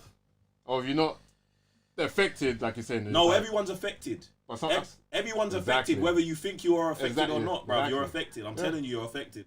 Get me, bro. Walking Dead thing. All right, cool. We got Shadow Mer in the building. Shout out to man like Shadow Man. Going for the record. What's he on for? I think so. You know, maybe 3. It's on 3. He's on 3. All right, Mad cool. thing. All right, he says, maybe if major game companies supported black-owned indie game devs to help them build some wealth or increase their reach, I'll be impressed. That would be good, fam. But it just goes for me. It's so much more deeper than just hiring a new black editor, bruv, or a new black designer, bruv. Do you know what I'm saying? For me, it's so much deeper than that. But something like that is a good idea, fam. It is a good idea. Like, it's not a bad idea. No, it's not a bad idea. But someone could say, oh, well, what if we had more main characters that are black. That's a good idea. It's not the solution, but it's a good idea. I would like my kids to grow up and the first game they pick up is 2027 Mario, and Mario's not Italian, he's Nigerian. Do you know what I'm saying? Something like that. Nigerian plumber, you know, that'd be nice still. Bruv, you're telling me he's not Nigerian plumber on the planet? What? Yeah, exactly. Do you know what I'm saying? That's my point. Like, we just need it all. We need it all. We need everything, fam. Well, that's what's, again, this is what the subject just does. Like, it just kind of highlights that why do we have to go to this extent to then say, oh, now we need this to happen. Now we need this to happen. Now we need more black characters to be at the forefront of games. Now we need more indie developers to be at the forefront of making these games. We need a black... Needed it. We needed it all the time, bruv. But if we was in control, it wouldn't be an issue, but we ain't. Do you know what I'm saying? And when I say that, I don't mean like... Weirdly. Bun the whole thing. Do you know what I'm saying? I'm just saying that, bruv, when you're looking at the world through one colour perspective, this is what happens. It's where we're at. Get me. Movies, games, music, it's all the same, you know? Don't change. All right, cool. We've got Heather G. Oracle. Shout out to Heather G. I hope you're coping with this spicy conversation right now. What's good? Also, appreciate... Did Heather ever get back to us with the... Nope. All right, cool. Let me be quiet. All right. She's definitely... I think she's liking the topic indeed. She says, thank you for addressing this sensitive topic. Love, always. Do you know what? It's not sensitive, innit? I don't think it can be classed as sensitive because this is the conversation that everyone needs to be happening, no matter what colour you are, bro. Listen, go sit down with your white friends and be like, yo, bro, this is what it is. You got to make them understand if they don't understand already. Get me? So, it's sensitive and it's uncomfortable, but it's not. Because this is what? It's man's reality, innit? Yeah. It's man's life. It's what man's dealing with every day. I step outside my house, sometimes inside my house. Do you get what I'm saying? Everyone should be knowing this, though. Get me? And this is the time that we're using to like fan the flame even more. Do you know what I'm saying? Fan the ting more. I'm talking about time. We've got CJ Bailey in the building. Shout out to man like CJ Bailey. He says, like John Boyega said, now is the time. Wow, no time like the present. Exactly. Shout out to man like CJ. Appreciate it. No, man, like, this stuff's, well, everyone's going to say this stuff should happen before, but, like, you guys just keep pushing and pushing and pushing, and now this is what you guys want, so. CJ Bailey comes again. Shout out to man like CJ Bailey, run that thing back. Jeez. Shout out to TCN and the TCN fam. Appreciate the love, man. Shout out to you, bro. Yeah, shout out to CJ Bailey, man. Shout out to everyone who's here, just supporting the thing, supporting each other, making us just a good, legit, wholesome community of all inclusive people, man. Appreciate you guys. It's love. That's what we want from this community in general. Like, when we first started this thing, like, we never just said, if you're not a nerd, like, you can't be in here. This was always for everybody. Like, we just want everybody to be in the same circle, express their views, everything in life. Do you know why this kills me? Bruv, the other day, you know when all of this stuff popped off, yeah? I was at home and I just felt down. And I was like, raw. Because of this, not happening right now, but because of the oppression of black people, we didn't feel comfortable when we go to places like Comic-Con. Bro, listen. Bro. Go on. We'd go to places like Comic-Con, these gaming conventions. We'd go places, wherever we would go. Just free nerds, free black nerds. We're the only friends we got. We're going to wherever we're going. And we felt uncomfortable all the time. People would always stop and look at us. Are they in the wrong place? Are they here for the right things? Boom, boom, boom. All of that, bruv. And then that was the energy that made us make a secret. We needed a secret group. Do you know how sad that is, bruv? Like not sad, but bruv, that's heartbreaking, bro. Like, we had to go find somewhere to hide in a corner to talk about the things we love. Until one day, we was like, fuck this corner. Man's out here, bro. What? Do you know what I'm saying? But think about where that stemmed from, bruv. And I look at this, and now I look at the community that we're growing, and that's growing every day, and I'm like, on the low, we did it, bruv. We did it. Like, we made a community of people, bruv, that all share the same passion, bro. And I'm just like, fam, Like, this is just all we need. This is it. I started in a sad place, but I ended with so much energy because it's like, bruh, what did we do, bruv? We was in the group talking secretly, felt energy, and then took action, bruv. Someone could say, why didn't you, man, act a year earlier? Or a year earlier? But, bro, when the energy hits you, the energy hits you, and you take action when you take action. So, boom, like, that was that, fam. So, it's mad, but we're out here, we're in these streets.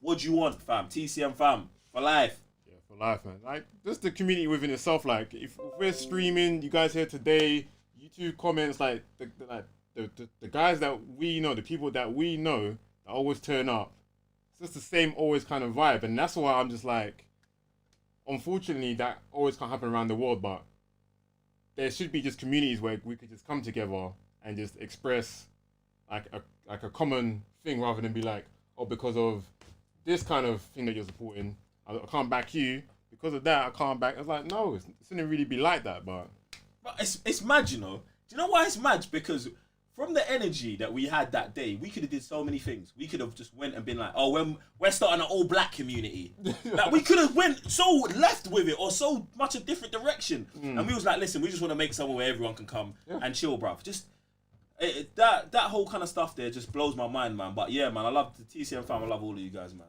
There you go, man. I think that's the perfect way to end it, guys. We love all you lot, supporters, whether you're just watching, super chats, you're a Patreon, YouTube member, in the comments, like, I don't know, like on like social media, Twitter, Instagram, everything in life, man. We just gotta appreciate what you're doing. Thanks for being such a lovely community. You guys are the best. That's all I gotta say. And on that note, I'm Sam, Mr. Blitztech. I'm Joe, 1/3 of the Cyber Nerds. And we'll see you on the next live show. Black Lives Matter.